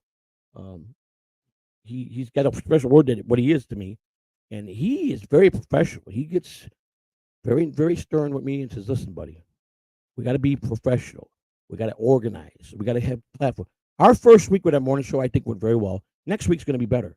The night show, I was getting a lot of things from people saying, we love you. Stay consistent. Don't put up a show and cancel or change it. Just start consistency. How many people yesterday, Joey, keep doing what you're doing. It's all going to come to good for you if you just show loyalty and consistency and just do the best you can. People love you. They like your catchphrases. They love it. You got Shuley in your corner and his entire people. That's a plus. And when Brennan trashes me, it's a plus. Because Brennan trashing you means he likes you, which means he really is in your corner. Carl, who has done us a solid, and I respect him, whatever. The other guys that I tried to be friends with that don't like the Chad Zumaks, okay. I never tried to disrespect him and say I was better than anything. I thought I could go with him, but everybody's like, Chad Zumak's the wrong way to go. He's a nobody. And I even said, nah, come on. He's a 20-year commitment. Some people argued with me. They were like, stay away from Chad Zumak. He's bad for you. And I even gave him the better. But now he's like really talking crazy about it. And he's trying to do a fake walk and talk the other night. I don't like that, man. Why is he doing that? I don't get that. There's only one walk and talk in Tampa, Florida, Chad Zumak. It's called the Walk and Talk with Joseph C. Playboy Johnny Bree. Oh, why do I love these people? Playboy, why did I learn to really handle these people and just take it with a grain of salt and really play with them on the internet? And I really like this guy. I really do. He's laughing right now as he's typing. He's going, I know you like me, buddy. I know. Don't worry. I got more to come. He knows it. He knows he's got me. He knows that I really, really am just yelling at him for a bit. And I really like this guy because he comes back with, he always pays money. He control me and he always sends me something. So, I mean, he's got class. I mean, but Playboy Johnny Bree, Dollar, and I love, lost this at the casino, dummy. Oh, you're an asshole. I'll tell you that. Oh, these guys are great. These are the guys that make you good, though. These are the guys that get you so riled up. Mr. Mafungo, I'm liking him. I'm loving this, Mr. Mafungo. Don't get down in the mud, the blood, and the beer. Mr. Mafungo, what's your choice of beer, my friend? I don't drink no more, but I'm always interested. Are you more of a domestic kind of beer, or international beer? What do you like the foreign beers? Are you a wine connoisseur? Do you drink hard liquor? Talk to me. Tell me what you like and you don't like about the drinking world. I think you're a very interesting guy. Johnny, stop it. All right. Stop it. All right. Stop it. Okay. You already know that I like it. You can tell already. All right. Now, funeral director, I can't believe that Mafungo, which year were you born? I'm intrigued and curious. Oh, funeral director. He's got to mock everything I say. Alpha, I think there's a perfect candidate. If you go work out Vince, funeral director, and you really give it to him good, you might change his spirit. So if you're saying who you are, man, go make him, whip him up. Give it to him so good that you got him on here saying, hi, Joey C. I love you, Joey C. Go tear him up, girl. Go tear him up. Go. That should be your project. Is a funeral director. Whip him into shape because he's really showing me some signs that he needs some bad. Mick Kahuna wants to see my pick sock and made my husband the new Aaron. Oh, my God. How dare you say that? That's why I didn't want to, Citizen M is a clipper for mostly the Nick Ricchita stuff and big, steel toe and a fan and does a lot of work. If you go to their page, you'll see how organized and how well done. My lost interest. This guy is a star, man. I think he's monetized now too. And I got something for him on payday. I put a little money aside into a fund that the people like the shows that have came and gave me gifted members. I'm going to reciprocate back. And he's one of the guys that done me right. I'm going to go buy a membership and send him, buy a 5-pack of memberships to give to his community. Just little things I want to do to give back to the community. And it's something that I put in the budget. Merchandise, we're starting to work on that. Real good merchandise. We're going to start having a few things. I think everybody liked the hat which says Blowy C on it, or the shirt that says I hate Joey C. I think they'll sell out. I think the people that hate me will love to wear a Blowy C hat, the right color with the right stitching, and I hate Joey C. An Alpha Shot thing with Mr. Big Shot. I'm sorry, Commissioner and Mrs. C. People are going to blow. I think Kahuna's going to blow up. DG at one time was part of all this. Right now he's incapacitated from streaming because he's really got a hard job that he's got to be dedicated to for his family. So he's back to his being the regular domestic guy that's got to go to work every day, and he's a high pressure sales, and he's got a lot on his plate that he's got to make quarters. I respect that. I love him. He knows whenever he calls me, I'll always be in his corner. I wish him nothing but the best. When he can, he'll come out, and when he's ready to give that story out, and he can, when the work is caught up, he's going to do it exclusively here. He told me that. Don't worry, my friend. I would never not get. I love you, Joey C. You're the man. If I ever can get back into this full time and I adjust it to work with my work, it's me and you again. Anytime. I could never say nothing bad about DG. I love him. He's got to focus on his family and work, and I respect that. So that, all due respect to him, whenever he's ready, he'll be back. So, and that's all I can say on DG. I wish him the best of luck. Talking about Commissioner of Catalan TV, you all remember when he came on and he said about 3 words a month. You couldn't get him to say nothing. And we nursed him along. And anything he said, people just loved him. I remember, and I ain't seen him in a while. Mule, where's Mule been? Mule was his #1 fan. I ain't seen Mule in a long time. And I like Mule a lot. I really did. He's cool, man. Mule was really nice, kind words to me. And I got to, let's see, Reverend Billy says, I got to drive. I'll see you later, brother. Reverend Billy, be safe out there. Put that seatbelt. Reverend, my wife says lots of love to you guys. All right, be safe, brother. All right. And Melton the Onion is live discussing. What's he discussing? Is he discussing me? Is that what he's discussing? I got no beef with Melton. I don't got nothing to where I want to argue with Melton. He's a professional. He puts on a great show. He's very organized. When he's got a problem, they all got together and pulled together to get it. He's being kind and coming all the way to New York for DabbleCon to assist the people that helped him. He's showing style, class, that he cares and he's grateful. he's really not a bad guy. He's a tall man. He's a big man. He's a big guy, man. And but he's a nice guy. He really is. And he explains, I'm a comedian. I'm a professional.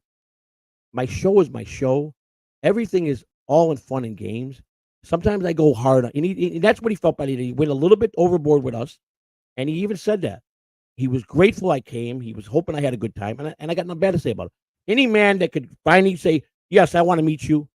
I always said, if a man's going to meet you and he's going to shoot sorry and be gracious like he was, and he got a thumbs up from me, Patrick. He did. I made a little joke about him when I was on stage with Ray's podcast. He kind of I looked at him and backstage. He kind of gave me the smirk, and I learned from guys like him that don't take it so serious, But I did. I think Melton will respect the fact I did give everybody a good argument. I call in on the perfect time when he was high and mess with him. But as far as Patrick Melton, he's a true professional, and he's not my cup of. I don't know much about comedy. Not my cup of tea for some things, but he's good at what he does. He's the best one-man podcast you'll ever see. The guy is professional. I got no beef with him, and I wish him nothing but well, and that everything's successful for him. He's not a. I couldn't believe him. I mean, I knew he was big. He said he's a big old mother, but he I'm not a fighter. I don't want to fight nobody. I don't want John coming here. I just want to, but he's not going to back down because if you challenge Melton one-on-one in this type of situation, he'll annihilate most people because he's that good. Did you ever see him rap a song or rhyme a song just out of the blue off the top of his head? He's catch right every time. That's a talent. He don't sit there and read off. Well, it took him hours to write it down. When he starts singing, it just comes out, flows out. Do you ever see him when someone's trying to bounce on him and he just comes back or when he makes a show like he's had enough and that's it? Tomorrow when he puts the thumbnail, tomorrow I annihilate Joey C or I'm going to talk. He is unbelievable. And then, he even said it about if you just don't let it bother you, this all goes away. And I was too stubborn. But I learned. He can't say I didn't learn because I fixed all those habits. And most of them are put away. I got riled up tonight. I'm a human being. I get mad. I'm the funeral director. I want to see a picture a day of me up there. I'm an hour and a half in already. Is Melton really alive? I don't want to snipe him, but let me see. Let me just see. Maybe I won't snipe him, but let me see. I want to see what he's talking about because I like Melton. He's all right. He's not a bad guy. He definitely taught me, and he seasoned me in a lot of ways. I could tell you that. I tell you what, I'm going to play a joke on Bobby Nix. I'm going to play a joke on Bobby. This is going to be hilarious. Or should I do it to Jason? But let me first see if Melton's on. Oh, MLC's? Nah, I'm sorry, guys. There's one guy in the stream I can't stand. I've got the stream site. Should we stream site MLC? Who's all for stream site MLC? Tell me now. 1 for yes, 2 for no. He's got Mr. Killjoy or everything on there. I can't stand that guy. This guy don't even know me. He talks a world of and I'll call Brennan live. Tell me we can make a fun night. And I need more ones. He's on right now. Should I do it quick? I need ones.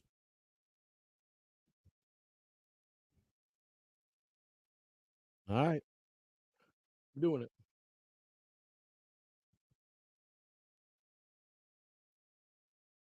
Hi, KB. Hi, Mr. Johnny Kill Carson. Everything. Legend says Hi, he's better Liam. than I don't know the everyone, fourth guy down there. but he won't do Hey, that great kiss show my he was ass, going to Brett. do because will he do it? What will he do if he gets Liam, Ray how DeVito are you, numbers? buddy? Take Couple balls streams for him, to he put popped yourself on that out Ray there, show. and this guy Look showed at he KB. doesn't He's have probably it. got a few wines in him. It does take Look at some- him. some Love you, risk. KB. Yeah, he was bastard. gonna do Barry I'm Larkin streaming you. I'm and Ken sniping Griffey you. Jr. on his Let me podcast. go I mean, here. Let me listen, go you here, can't Ray. even. Yeah, like I said Just today at Monmouth Park, you can't even make this shit up. When Let's freeze that. There he is, the great Kevin Brennan. Should we call him? Let me call him. I'll probably troll him right now. He probably, if he's really drunk, he'll answer. But he'll make a comment if he'll throw me out when it's me. Sometimes he does. Send Brennan a message. I'm going to call him. I'm going to call him live. Let's go. I'm going to witness it. Watch this now. Watch him look at his phone. Now, I'm telling you, I'm calling him. I'm going to call him right now. All right? I'm not going to show you his number, but I'm going to call him. All right? So now watch the action when he goes and either answers it or he pushes the button to stop ringing. All right? And I'm telling you, I don't lie. I'm going to do this right now. I do this all the time to him. So let's go here. Wait a second. What am I doing here? Keyboard. All right. Come on. Oh, wait a second.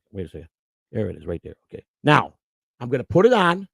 Back on. All right. We're all ready for this?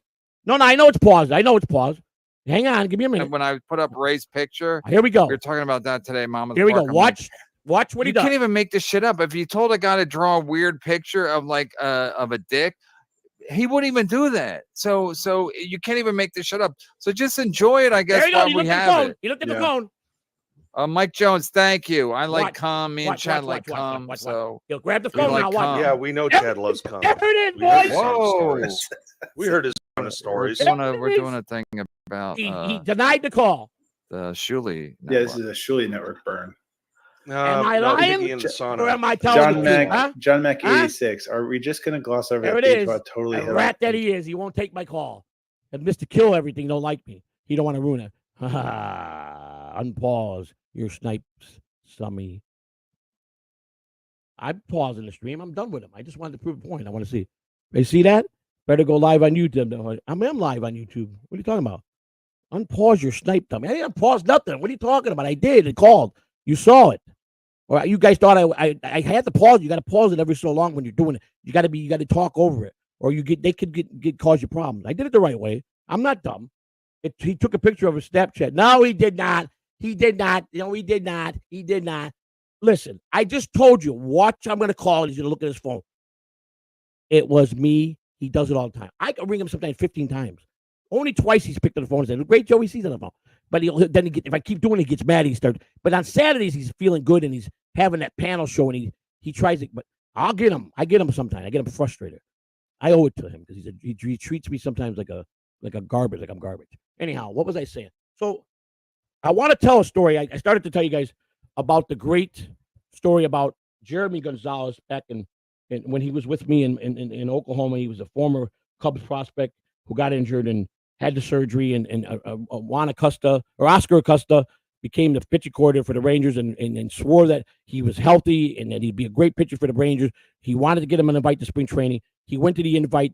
Buck Showalter didn't like him, did not like him, sent him back to AAA, just did not like him. He had no shot for that point at coming on. Oscar Acosta got in a car accident that year, and they wind up taking the rest of the summer off season. And that's the only person he had. So now he had no shot. Nobody speaking about to go up to the big leagues with the Rangers. So at the end of the season, he refused to sign again. And that's when he went to he got more healthier. The Rays signed him a big contract. And then in 2008, and I believe it was this was in 03, 03 or 02 and 03 when I had him. So 6 years later, the tragedy hit. And I wish back then we could have videotaped. Do you have any stories from this century? This is century. 2003 is this century. You understand? You meant decade, didn't you? You meant from this decade. We are I am telling stories in this century to correct you, funeral director. You meant this decade? Is that what you meant? Oh, did I just correct the guy who says he's a smart guy and knows everything and I'm the dummy? Yes. You meant to say this decade, right? Not this century, because I am speaking in this century. Got one over on him, everybody. I just made you look ridiculous. Any bad stories from this century? Very smart. I got a lot of bad stories. There's a lot of stuff I can't tell. Hey, let's talk about baseball. Do you want it? I mean, I want to tell you this little finish the story. I got the article with it. I got the article. What I'm talking about happened to him. Let's talk about pills, Joey. I'm not into pills, dude. Oh, is this Rob, the real Rob Saul, the pussy little boy? Hey, how was it growing up and your father used to suck a dick? How was that? Teaching you all the great manly things to do? That was pretty hard on you. You had to go when he taught you how to try to suck a dick, isn't it? That's what I heard. I heard it really dented you pretty good, Rob Saul. That's what I heard. I heard it really changed your whole life. Wow, your father raised you as a good dad, but he taught you all the wrong things. And look at you. You came out. Look at how you came out.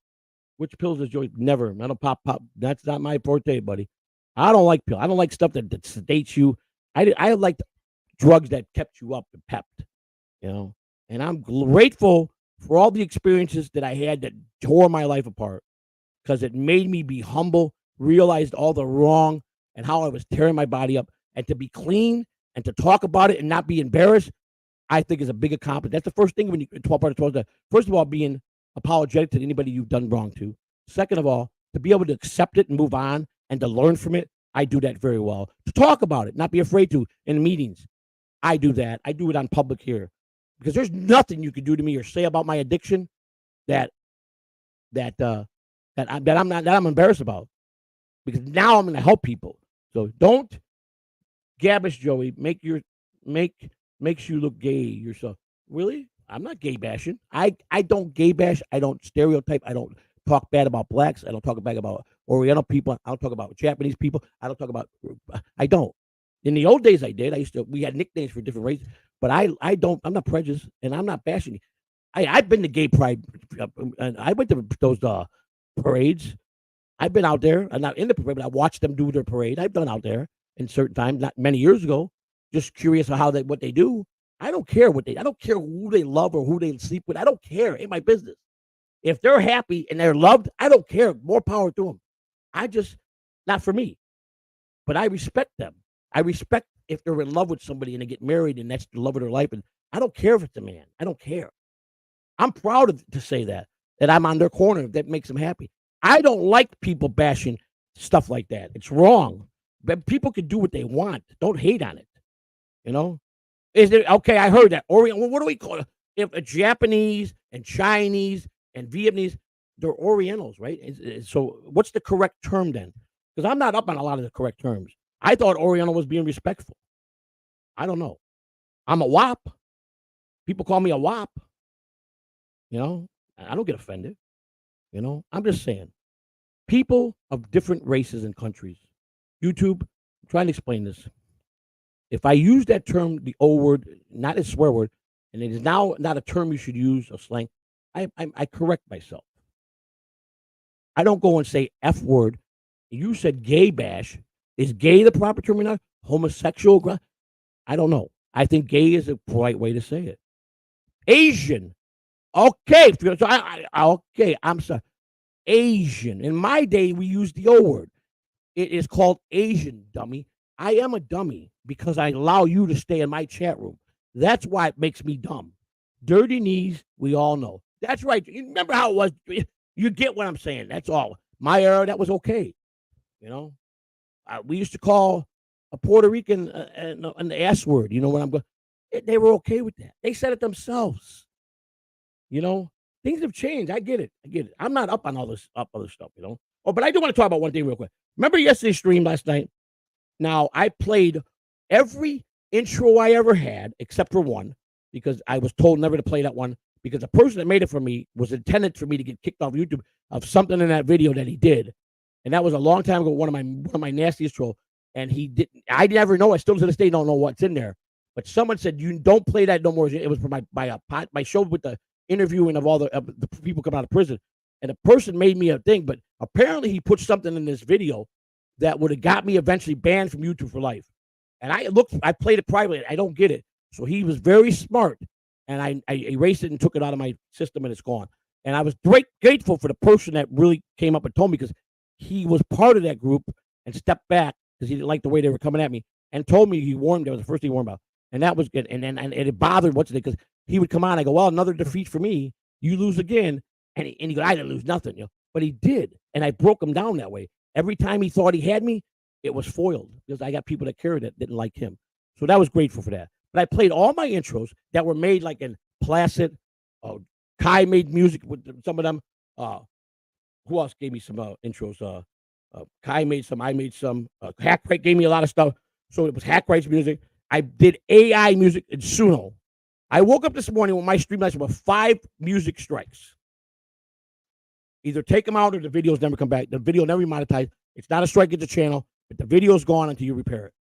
And I'm going, what did I do? Now, the biggest mistake I did is I didn't take a screenshot or copy what they were saying. I went ahead and did what they asked, and I didn't have to. They said, it's up to you. But if you ever get in trouble, YouTube, they use that against you, so it's better to fix it. So I took it all out. Now it's fully monetized, and they're all happy. But I did within the guidelines of what you're allowed to do. So now hackers like send me it. I go, I already erased what they're saying because I didn't want no problems. I could get access to the video. I could never publish it. It was restricted, and I fixed it the way by choice. And I should have let Hackwright because I did not break the rules. And if they're changing something again, now this makes me crazy. What are you going to do? Change rules on people that are struggling already to make sure he does the rules? I did everything with the AI. I did everything what you're allowed to do. And they came back with 5 copyright strikes in that thing. Not a strike to the channel. It's a copyright warning strike that you got a choice to fix it. Let us capture the video and it's gone. Or it'll never be monetized. You get 3 choices. Or you could put a new song over it. These approved songs we sent you. And I'm like, but they're, and I can't go at them now and say, I did everything. This is AI stuff. This is where I got it from. And then they're going to say, oh, we made a mistake, because they do. The algorithm picked it up. That's why it wasn't a human being. That the thing that gets recorded on all show, the algorithm picks something up that they assume was a copyright, send it to YouTube, and YouTube they always talk and come at you first before they get to the bottom.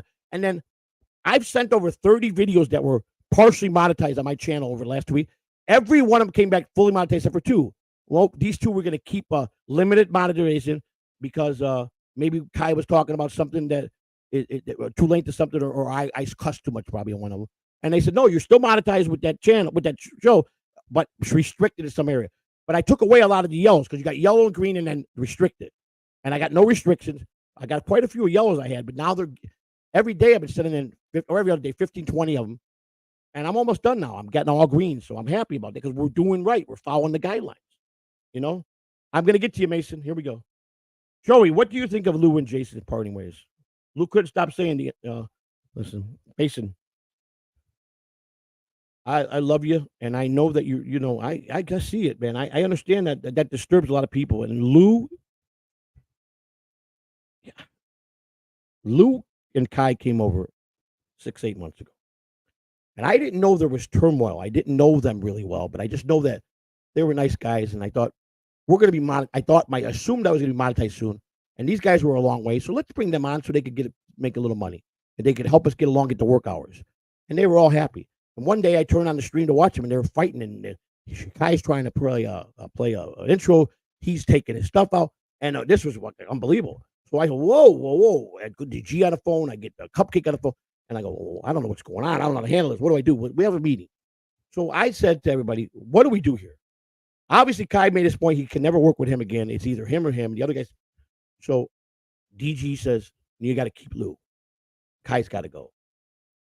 My wife said, I'd like to learn more about him. I said, yeah, I'm not going to be rushed to that.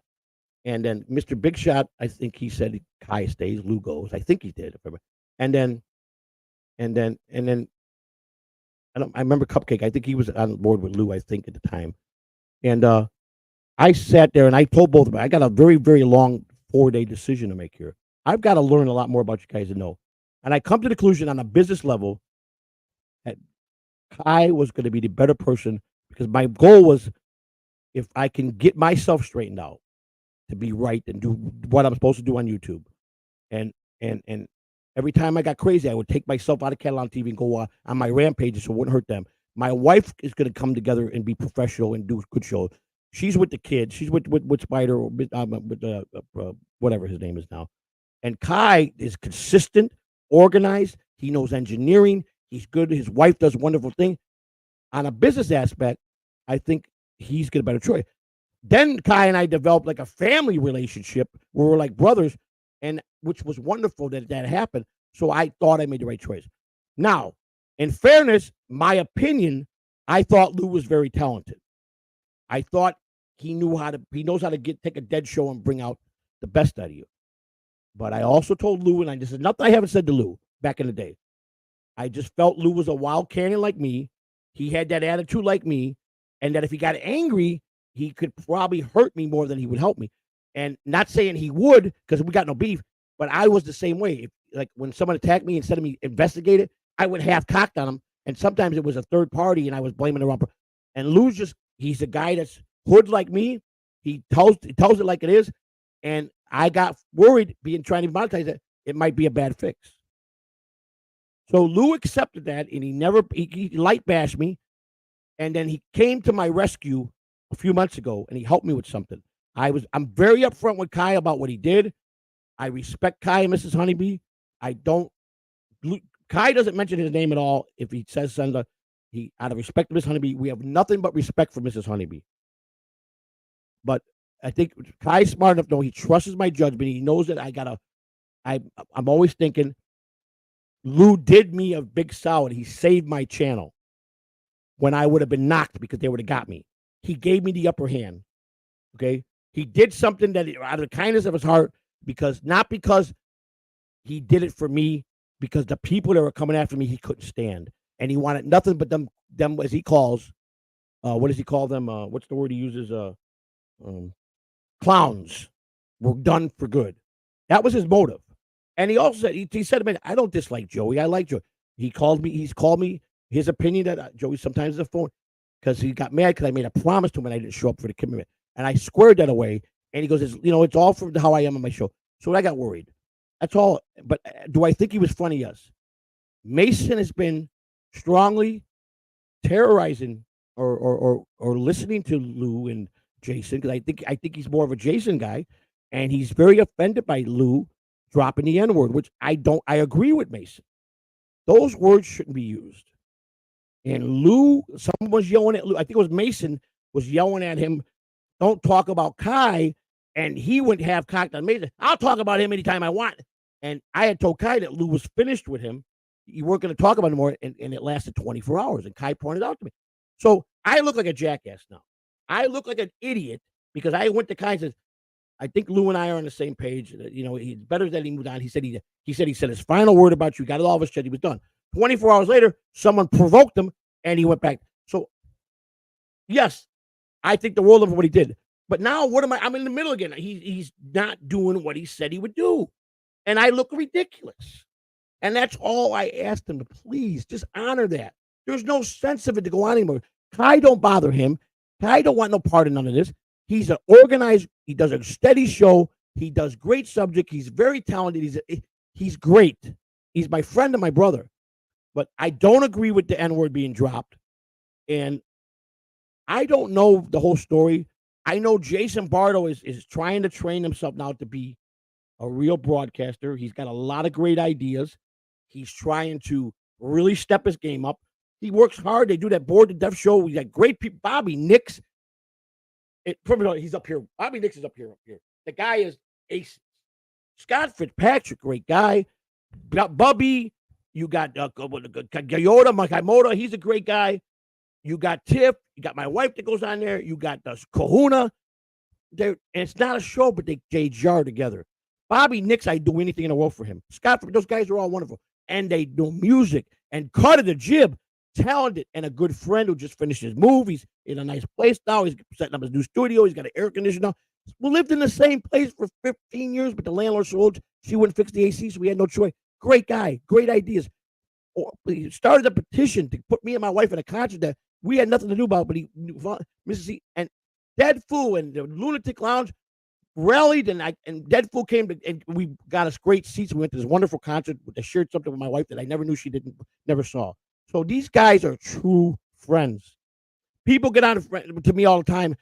You think Chili's your friend? You think they make fun of you? You're nothing but a whack packer. Not true. I know someone that's trolling me. I know someone that's being phony. And Shuli Egard has been nothing but 100% like he's my family. I'm telling you, one of the nicest.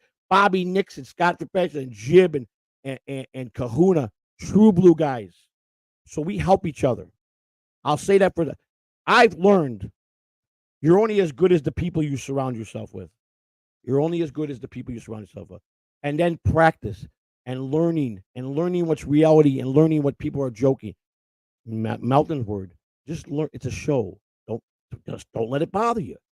And I'm teaching myself. I've gotten, if Melton was truly asked, this is my guess. If Melton was asked, do you think Joey C has changed his ways and has come back and he's gotten a lot better? I think Melton would say yes. I think he would still point out what he thinks I'm not doing right, but I think he would give me that. I really believe he would. I stuck up for Bob Leavingino over this idiot, this Rob Saul guy, who is I've never seen anybody say anything good about him. And I'm reading that they go, here's a guy that no one's ever liked. He wants to be in the Dabbleverse so bad that he's latching on to John. John's going to destroy him and kick him off. And he hates women. And Mrs. Levy and Bob, I said hello to them at the end of the day. I love you. And Bob said, thank you. I right away, I got defensive with Rob. So why are you talking about Mrs. Levy? You're an idiot. And Bob gives me my love. You see all the kind things. Joey, see you keep doing what you're doing. I'm liking it. You keep taking forward. You're going to be up. Bob Levy went on several shows and said, they asked him 2 questions. What do you like about Joey C? And he really got it with his eye. There's no lying in that Italian. He tells it like it is, and you can see nothing but truth in his eyes. And second, he's going to blow up someday to be a big star. He's going to get better and better. He's no comedian, but he's going to be good because he listens. And Bob always gives me good advice. Truly, Zen is a friend. Mike Morris has been a friend, but he's silent. I don't get to talk to Mike that much. Mike is creative, and he's got his own things on. But I like them all. Joe, the producer, what a wonderful person. Don, the guy that plays Disco Don, I met a nice guy. You know, they're professionals. They have a business to run. Rob Saul is a hump. Run Daz. Hello, Rob Saul, hump star. Yeah, I heard he even jerks him off. Is that true? Tell me about this jerking off thing. But I told you guys the other day, I think my dad jerked off his little terrier. Did I also tell you, did I finish the story, what happened to that little terrier? Man. It was his wife's dog, the stepmother that I loved. And my dad, after she died, he couldn't be in Vegas no more. He was really tore apart. That was the one woman he truly loved. He married twice. She's gone. She passed away. She's a young age. She was 58. She had lost her daughter, my stepsister, 10 years earlier. At 23, my stepsister died. And I was the one that found her. And I don't talk about it. I'm not going to get into it. But she had some female problems. And I guess apparently she knew she was very sick and possibly not going to make it. She had a beautiful 7-year-old son. She wasn't married, or they were not together no more. But the father took the kid every weekend, paid for all his stuff, anything for the kid. Great father. Mother died, my stepsister, and the father wanted to raise the kid. The kid is like college educated, doing really well. He's like 31 years old. He's made something. The father was a good guy. I could never say nothing bad about her choice of who fathered her kids. They just couldn't get together because my sister was very beautiful, very good looking, and she was wild. Everybody had focused on her, sent us attention. She had style. She died at 23. And she died a very terrible death. And but I didn't know she had that she was having a female problem, that she was sick. And I think she had cancer down in her uterus really bad, and she was not going to make it. And she didn't tell nobody, except for maybe 1 or 2 people. This is what I heard. I don't know if this is true. I believe it because the way it went like.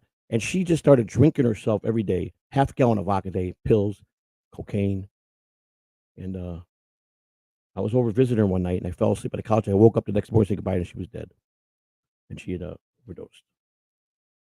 And I told you the story about her cousin at the funeral. He put a hit on me, and I had to take the Mexicans to limos to bodyguard me because I was doing a lot of stuff with the Mexicans back then. And her cousin had put a hit on me against his grandfather's will. His grandfather was one of the big mafia bosses. That's what I'm talking about. Why he put the hit on me, and he unsanctioned a hit to kill me because he thought I distributed drugs to my sister, and I had nothing to do with it. What she died of, I'd never messed with. So that cleared me. I did get taken into the station and drilled in the box for about 18 hours. Because I was the one that found her. My dad came to me. That's the one time he really gave me good advice. I called him because he was married to the mother, and they were out on a little weekend excursion downtown at the hotel. And I said, Dad, I got a problem. I'm at your house. He goes, what's the matter? I go, Kimmy's passed away, man. He goes, what? I'm on my way. Don't touch nothing till I get there. Don't call nobody. And he made it quick. And he knew that she died. He goes, first of all, I got to clean this whole room up. Go take a shower. Give me those clothes. I took a shower, put clothes on. He says, now a detective's going to come. They're going to take you, and they're going to take you to the station to question you. You're the one that found her. You didn't do nothing. Remember that. Don't let them trick you. They're going to ask you 1,000 different ways and trip you up. The guy that's coming is a good friend of mine. He's not going to hurt you in there, but he cannot just let like he's giving you. He's going to be a police officer, a detective, but he's not going to hurt you. He's not going to be that brutal on you. Just know you didn't do nothing, and I didn't. The truth will come out after they're done interrogating.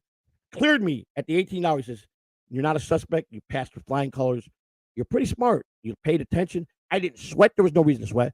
I didn't take anything to eat for them or drink but water. They try to adjust the heat and make it cold for you. They make you nervous.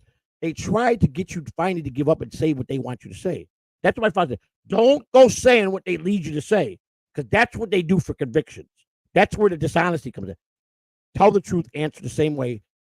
Just listen so you can catch that they're questioning you 100,000 different ways. And I took my time, and he shook my hand. He says, you did very well. You listened. You were patient. You weren't nervous. You looked me in the eye. I didn't do nothing. I was crying inside because I lost my stepsister, who was my friend more than anything. I was, she was younger than me, and when he married, she was a little girl, and it was my little sister. So funeral comes out, and all that stuff. I told you a story a couple weeks about her cousin Frank, who was the grandson of a big mafia boss, who put a hit on me to kill me, and that didn't happen because I went to my people and they squashed that. And the grandfather penalized him. He didn't like his grandson for doing that because I knew people, so you couldn't just sanction a hit to kill me. He couldn't do that. We'd get away with it. You understand? So that's what happened there. So, so a lot of sadness. I've had a lot of sadness in my life, and and she's been gone now. So my father moves here. I'm telling you a story about the dog. So he brings my stepmother's little terrier, York Terrier, one of the little small toy ones. Now, by then my father was already loopy. He was already. He wasn't a nice guy when he was sane and he was walking. He could walk, but he had a motorized scooter. He couldn't drive anywhere. He took his life. He was on too many medications. So when he got to Florida, they wouldn't give him a license because he's on too many Scheduled 1 narcotic medication. He popped 100 milligram morphines like they were candy. My father was a degenerate pill addict his whole life. I told you a couple times he took a bunch of pills and called me over for lunch to watch him die. He tried to kill himself twice in my presence. And he did it. When he did it first, I swore I never would fall for again. As an adult, he got me. And I'm watching this movie with thinking he's sincere, and then there he is. He's almost dead. I called the ambulance, just saved him in time. This is the things he used to do to me. They terrorized me. So I was done with him. He came, I picked him at the airport, I let him stay in my house for a week. And I told him my dog's a runner. Do not open my door. My dog will run and go in the street. He's a wild dog when he gets out in the wild. What does he do? Your dog just got hit by a truck. I don't know if he's dead or alive. After I warned him, I threw his wheelchair down the stairs and was ready to throw him down 3 flights of stairs because I warned him. I kicked him out, him in his wheelchair. I carried him down his wheelchair because he could walk down, but I played the part where I called my sister, come and get this piece of garbage. I never want to talk to him again. Thank God, emergency surgery.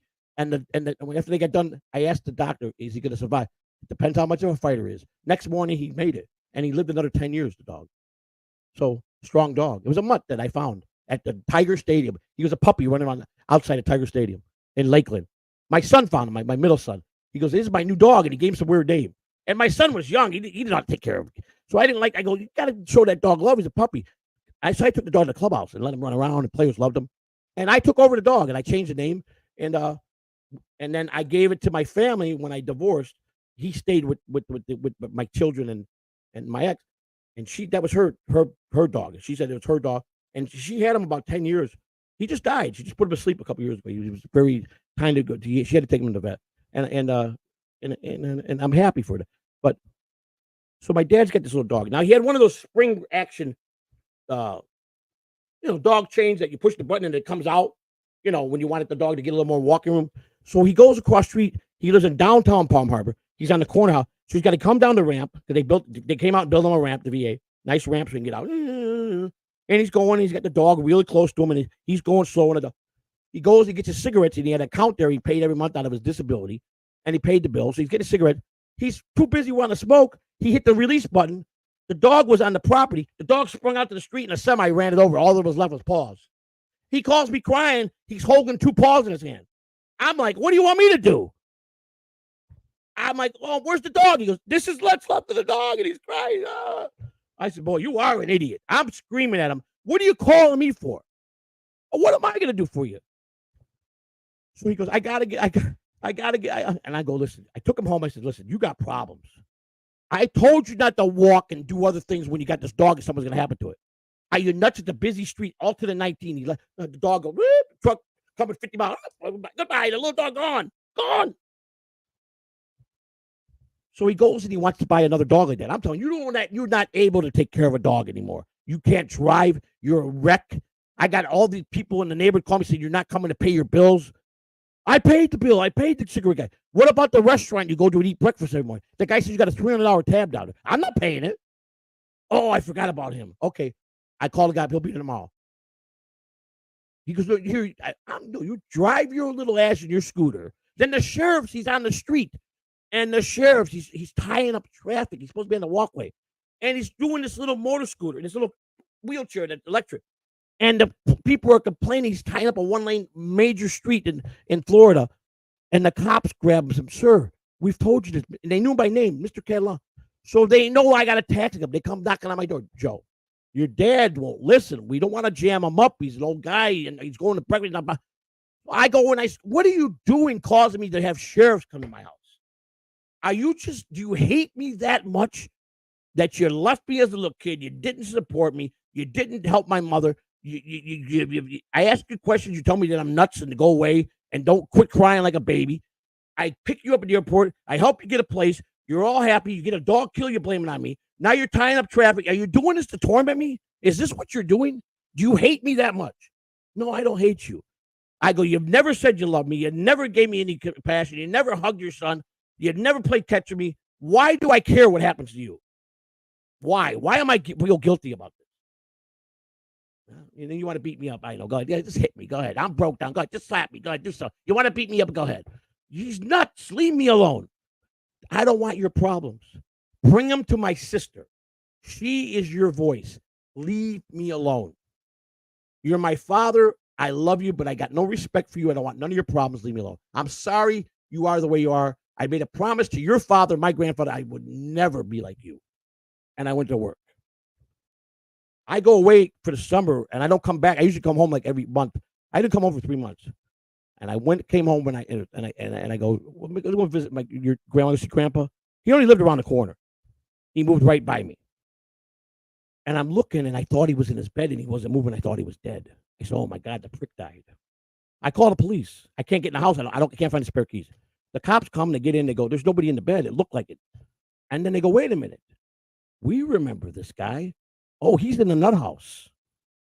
I go, what? Yeah, he's in the Baker Act in Florida. They put you in the mental health place. I go, how long has he been there? They go, probably about 2 months. So I call his landlord. I go, I thought you were taking care of my dad while I was away and you were going to look at me. He goes, I do. I pay all his bills. I make sure he's got a service. He goes, but didn't I call you? The police took your dad about 2 months ago. He's in suspicious. He's being questioned for homicide. I go, what?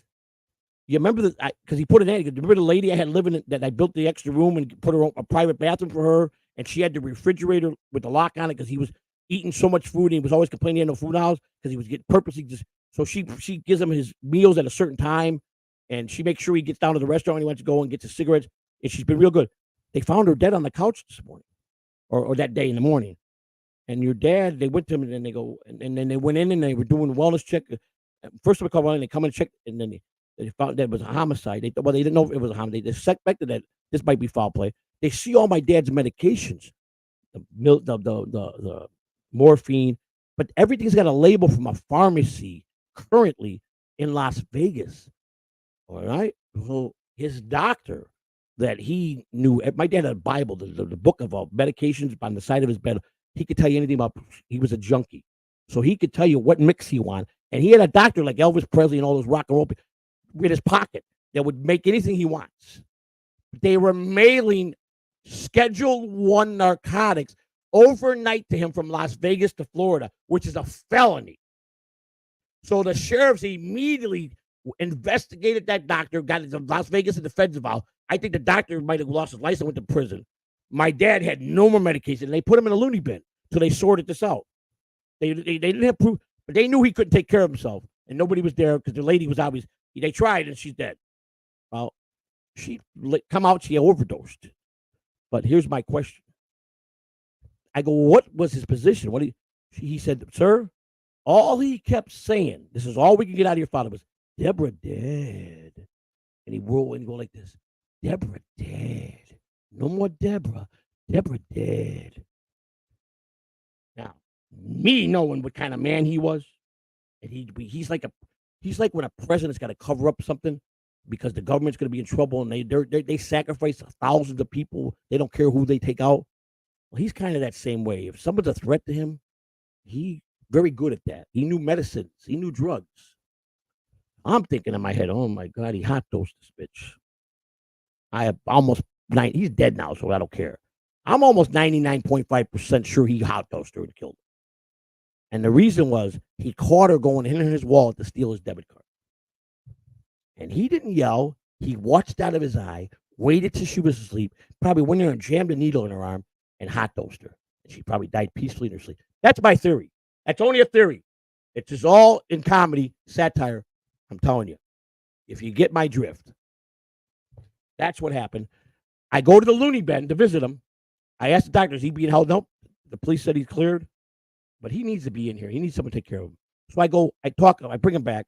I go, listen, this ain't working out. I don't really care to take care of you or on a daily basis. You didn't take care of me. I don't feel like I have to. I've done all I can do for you.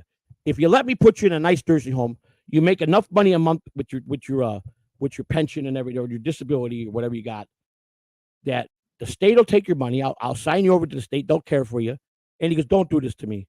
Don't let me go like this, please. I go, you got nothing to ask. He's begging me. Please. I go, when I begged when I was a little boy, what did you tell me? Grow up and be a man. I'm sorry. Payback's a bitch.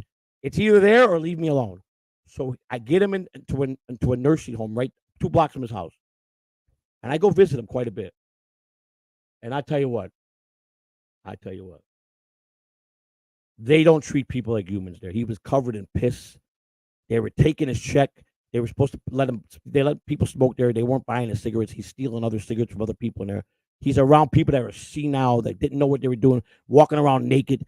And he was like basically tied to his bed. He was dying. They were just taking his check. It was one of them scam homes that all this lady does is take these checks and don't do nothing for him. And she's making up, well, he don't participate in activities. He's rude at dinner. I had to make him go to his room last night. I was, he 5 years old? You didn't feed him? He's saying that you're not feeding me. He's looking bad. And I said, wait a minute. Now, I don't respect this guy, but he just gave me life. I got to get it. So I go, I'm taking my father out for Thanksgiving to me and my sister's house. Okay, when will you have him back? I go, well, I'm reading the rules. If I want to take him for 3 days, I can take him. Yes, he's not a ward of the state. Yet, is what she said. I said, all right, no problem. I'm going to take him out for 2 days. All right, so you'll be back Saturday? Yes. Thursday day. I took him out Thursday morning. He gets in the car. Now, get it, the whole time between the nut house, all he says is, Deborah's dead.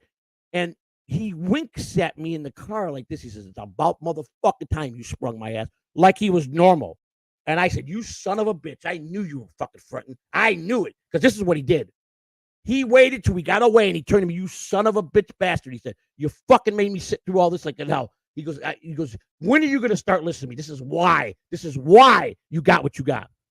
And I was blown away. I go, I knew you were faking. I knew it. He goes, you're not taking me back there. So I said, okay, all right. So they called, ringing my phone. And I said, well, I talked to a lawyer, and she was waiting on a financial to get power of attorney on my father, make him a ward of state. He never made it to, the court was scheduled the following week. And I went in there and said, no, we're taking my father. So don't need, he stays with the family. She lost. 1 week. So he goes, nah, you listen to me. I go, I don't want no part of you no more. My sister, I told her, he's yours. I walked out, and when he got cancer and my sister tried to get my help, I said, I'm sorry, I'm done. When he dies, let me know before he dies. I'll come and say my goodbyes. And you're on your own. And that's how I left it. That's how I did it. He did nothing but demoralize me, trick me, lie to me, set bad examples to me, was a terrible father as a father, was a terrible human being. But the people that loved him, that he was good to, they say nothing but good things. And I don't understand the people that he was nice to. He treated them like gold. He didn't treat his own family like that. And that's how that ended up. And that's the story about the dog. That's my story about his dog. And it's a shame that I got to sit here, but I'm okay. He's gone. I'm at peace. I made peace with him. And I hope he's somewhere. Like I said, the ashes, they got repoed with the car, my sister's car. I don't know where they're at. This is all 100% true. And I couldn't just tell the dog story without telling the whole backstory to him. And it's true. It's a crazy story, but it's true. Dog myself. And the 10th person listens to you. I'm the 10th person listening to you. You are going to be rich on YouTube. Wait, I just yelled out the window. Johnny Gold. I like good old-fashioned ribbon. These guys are funny. I drink all kinds of beer. Here we go. I'm 68 years old, baseball beer, and my wife. I'm retired. God, Mr. Mofungo, I'm 58. You're 10 years older than me. You got to live in a beautiful Northwest. I'm a Northwest boy. Grew up in Texas. Texas boy, tough boys. Texas boys are tough. Texas women are tough. Am I not correct? They can hold their own. I heard Texas women don't need a man. Is that right? I heard they're strong mamas and they can take the reins. This is what I heard about Texas women. They're very strong. They don't need a man. They love a man. They don't need a man. You're a good man, Mr. Mofungo. I like to hear these things. I hope you're going to be watching us more. and me and you get to know each other, and a lifelong musician. Great to know you. Glad a little bit of backstory. God bless you on being 68. God, you drink all kinds of beer. You're a baseball guy. I like you, buddy. I hope we become good friends. Thank you very much for that. I enjoy listening to about you guys. This is what this is about. You just shared it. You get the top vote today for being the best chatter in the chat room today, for telling your backstory. Thank you for that. Thank you for being a friend, and thank you for watching us. Very nice, man. There we go, Mr. Mofungo. The Dabbleverse has a lot of baseball fans. Yes, can you help me wrangle them up when we start the baseball show? Because I want an audience. I got a lot of good. You see, I got a great stories. The story about my dad alone. I got millions of stories about him that he wasn't a nice guy, but he still made me laugh. And then every once in a while he come and he do something right. And it was a classic. 10 minutes, maybe a 10 minute segment. It is interesting when you talk about your experience working. Okay, I got you. Thank you for that advice. But we're gonna do a regular show. But I try to incorporate one or two little short stories to make it interesting to chat. Thank you for being a fan about that. If you know some of these other bases, let's wrangle them in, buddy. You got my permission. Let's promote this, and let's talk about, tell them that if they're really interested. And thank you, man. You just made my night, man. You made my decade. Miss Kitty, here she is. How are you? Meow. Johnny Gold, already read that. Oh, Rundez, my boy. Rob's, Humster, Alpha. I'll be big coolers over in Jason's chat trying to get me Rod Pocket. Give it to him. Go take care of him. But you got to go fix what's his name, funeral director. You got to go work him out and get him where he's begging you and leaving me alone, okay? That's your assignment. Lou is from a group of people who will turn on you in a second, Joey. I know. And that's why I don't want to be nobody's enemy. He did me a solid, and I showed him respect. I owe him a lunch or two. I'm gonna honor that. And I don't want no trouble. I think he's funny, but I hear you, buddy, and I respect that. And even he started saying, this is never gonna happen. You're never gonna be able to do a show. I'm never gonna be able to come and be a guest. I can't do that to Kai and his wife. I just can't. I'm sorry, I can't. But I thank him for everything, and I'm grateful. And I will get those lunches to him, and we'll talk about. We'll keep talking. And when he'll text me. And we don't talk. He texts me. I'm not going to be rude. But I'll never forget what he did for me. But I hear you, Bobby Nix, and I know that I've heard this from other people. But I'm not going to trash nobody, and I'm not going to disrespect Kai and Mrs. Honeybee. I'm going to keep peace in my life, and I think they both respect that. So, but thank you, Bobby, for that, because I love you for it, brother. Like as always, Mason, Luke can't keep K name out. I know. He promised me he would. I went to bat for. Please stop talking about Kai. I know you don't like him, but please leave the guy alone, man. He's a good guy. He's a good friend to me. He's like my brother, and he does do a good job. I'm not saying, and you're just as good as what you do. And he told me he was done, and 24 hours later, Kai sending me the clip saying he ain't done. He started up after 20. He did it for 24. Come on, Lou. I got a better name for Lou. Big Blue Lou Boyle. That's his name, Blue Lou Boyle. That's my name for him. That's what I call him now, Blue Lou Boyle. That's a good name. You guys remember who Blue Lou was? Does anybody remember who Blue Lou was? What movie was Blue Lou the boss of? And that he was a feared guy. And the guy said, I'm assuming you know who Blue Lou is, right? And his organization, I know who Blue Lou is. Well, then you know that he don't play around, or I play around, right? Anybody remember what movie that came out of? One of the greatest movies. It was the scene where could I have one of those Chesterfields, please? Did you know in history? You know what I'm talking about. Come on, people. Let's do it. Tell me. Of course, he's going to answer it. My boy's going to answer it. That's right. Can I get one of those Chesterfields, please? You got a match? You got a lighter? Oh, thank you. Because you're part eggplant. They all laugh. He gets the gun. Goodbye. Great scene. Lou Boyle. Perfect name for my boy Lou. But Mason, I respect you, brother, and I don't agree with what he's doing on certain things, and I'm glad someone's calling him out. It's like I would want someone to call me out, just like he's a human being because he went to bat to help me. And I'm not doing it because it's for you. I'm doing it because I dislike the people that are coming after you. I don't like them. I want them gone. So, but he still did it. He did the solid. But it's like what's her name said in Chicago PD. Officer Burgess went to the sergeant lady that plays the sergeant, Platt, You remember that time? You know what she said? That, my dear, the timer ran out on that months ago. Your favors are all used up. You know, you're playing that card, you'll be playing it a long time. Because she did a solid for Platt, and Platt was treating her good for about a month, and then she tried to use the old card. And Platt said, that ain't going to work, sweetheart.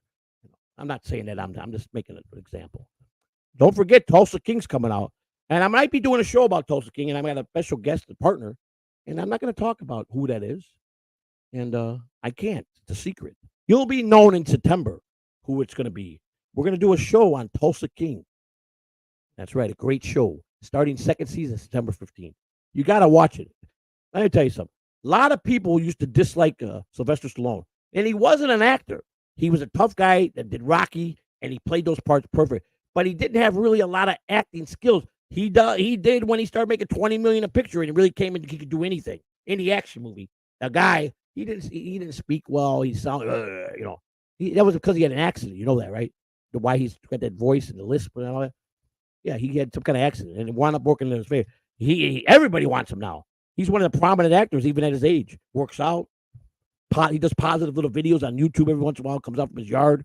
I love him. I've been a Sylvester Stallone fan forever. I've actually talked to Sly. So every once in a while, he goes and talks to his fans. He's got a page that he talks, and every once in a while, you get really him. And sometimes you get leery at first, but it was really him. And he was talking about, do not buy anything with his autograph unless you get it through his people or his stores, because he announced that there was a lot of fake of his autographs that people were out there. These guys that give the authenticity. They certify it. He goes, they're fakes. It's all fake. If he ain't got me signed off on it, don't buy it. And I'm going to do it cheaper. You're going to spend hundreds with fakes, and there's a lot of fakes. He was very concerned about that. So that night, I knew it was him. And I said, Sly, I've been a fan of yours. And he goes, and he talks to people, fan. Thank you, fan. He don't, even if he sees you, thank you, fan. That's how he talks. Thank you, fan. That's how he dresses everybody. And I got a quick story to tell you. 1984, I'm working during the culinary unit strike. I crossed the picket line because I had a baby, and I went to work in Las Vegas, and I still got in the union after that for the bartender, even though I had people to make sure I had my name again. But they were on strike, the culinary workers, and I got a sweet job working in the dealer's lounge, and I made tips because the dealers will go on 40, come off 20 for a 20-minute break. Work 40 every 20, so they would tell you what they need for lunch or snack, and you have it ready, and you make tips. I made very good money. And it was a good toke job. And I was getting off my shift one day, and I was walking through the casino, and Sylvester Stallone, this little short guy, was playing 21. I sat down at the table and played a couple hands with him, because that's what I did in those days. And I talked to him, and he remembered that. He was there for his mother was being sued for her cosmetic company. I said, you were in town, your mother, you were there to help her with her case. He goes, you damn right, that's right. I told him what he wore that night. And he didn't remember my name, but he remembered that I had the balls to sit down at the table because he was at a private table, but nobody wanted to go there and start. I sat down at that table, played two hands with him. And I introduced myself to him. And I told him I was a big fan back then. 1984. True story. He remembered that. He didn't remember the name, but I told him what he was wearing, what he was there for. He says, you're right. I was there to help my mother. She was being super to cosmetic. That's right. Perfectly. And that was I got to sit at the table and say hi to Sylvester Stallone. I've been a fan of his since I was a little boy. Rocky, man. So that's like me forcing my way in the Dabbleverse, forcing me way to get the Bad Boy job. I forced my way to that table. I don't care. If I want something, I'm going to get it done. That's just the way it is. I'm not afraid. I'm not. All right, we're going to start wrapping this up. I got to thank everybody. Johnny Dupree, Jake Fire, Billy for being a member for 1 month, Bob's neighbor. Thank you guys for the contributions. Listen, if I do a little bit every day, I'm content, man. This is wonderful. I don't care. People are, what do you make, $2? Okay, yeah, I make $2 more than what someone else didn't make. But the members I love. It's the interaction. The people that graciously send me something, I love you guys. It adds up for the whole month. We're okay. I'm enjoying it. Everybody's gonna get a little piece of the pie. We're gonna put it back in the show and make it better. You guys are making us better. Thank you. Any last questions? Anything you want to talk about? Anybody want to call me bad names? Anybody want to say nice things? Anybody want to tell me hello? Anybody want to tell me anything nice, good, bad? Here's your chance. I got an important meeting. Give me a half an hour, Gunzo, to cool down and get together, and I'll call you at 2:30, okay? 2:30, I'll call you. My time. At 29 minutes. I'll be calling you, okay? So we can sit down and discuss this next game plan. All right, folks. Last chance, last questions quickly. Anything you want to say? I'll see you guys Monday. Don't forget tomorrow Kai's got the guitar show on our channel with Jim. I forgot the name of it. 2:00, I think, or 4:00. Please support them. Please help Kai get monetized with his channel. You can see me Monday through Friday at 9 a.m. with the Big Kahuna and morning show with CC Joe. Thank you, Gonzo. All right? And Kahuna Nui. Going to DabbleCon. We're unleashing Spider, we're unleashing Commissioner of Catalan TV, a.k.a. Spider, a.k.a. Big Shot, and Kahuna's coming. Officially going to be announced soon. He's going to meet us there. We're going as Catalan TV. We're going strong. We wish Kai and his lovely wife could be there for many reasons with his career and his job. He can't right now. He's got certain clients and he just can't. Nobody knows who Kai is. I don't even know who he is. Nobody knows. We just know he's Kai Boccaccio. And he's got a great, cute little cartoon picture. And his wife is a professional sneezer. And they're wonderful people, and I love them. And that's just it. When he's ready, like he said, when he can, he'll make that happen. Right now, I respect that. We didn't invite everybody, but he can't go at this time because of work. Kai will be banging out 7:30 in the morning, Monday, Friday, on Catalano TV, streaming out to his channel, trying to get him with 500 people in hours. And soon that morning show will be all monetized on his channel. He'll be moving along, and we're going to be helping each other. He's got my full blessing. I will endorse him. He can stay as long as he wants. He can stay for life. I don't care. He's a great man. He's my brother. I wish he stayed, but it's all his choice. He'll do to his Friday 6 o'clock show or 5 o'clock show, the Happy Hour Lounge, which has been great. I love the show. He's got let's not forget about you got the Alpha Shot Lounge, and you got the Blue Lounge. Great new show he just started. Love it. He's got a Saturday morning show, and I think Sunday he takes a break. All right. I don't stream on Sunday. I'm taking that break too, putting together stuff very much little at the computer. I got a meeting I got to knock out with my boy Gunzo. I will see you guys Monday morning, 9 o'clock with the Big Kahuna. Kai at 7:30. Mrs. C Alpha Shalom Monday night, 10 o'clock. I love you guys. Any last minute things? I got to go. All right. Let's go out the outro. Have a great night. Thank you for a great another show. 2 hours. I did a lot of podcasts today. We banged it out. Thank you. All right. Let's see here. And the outro is to all my fans.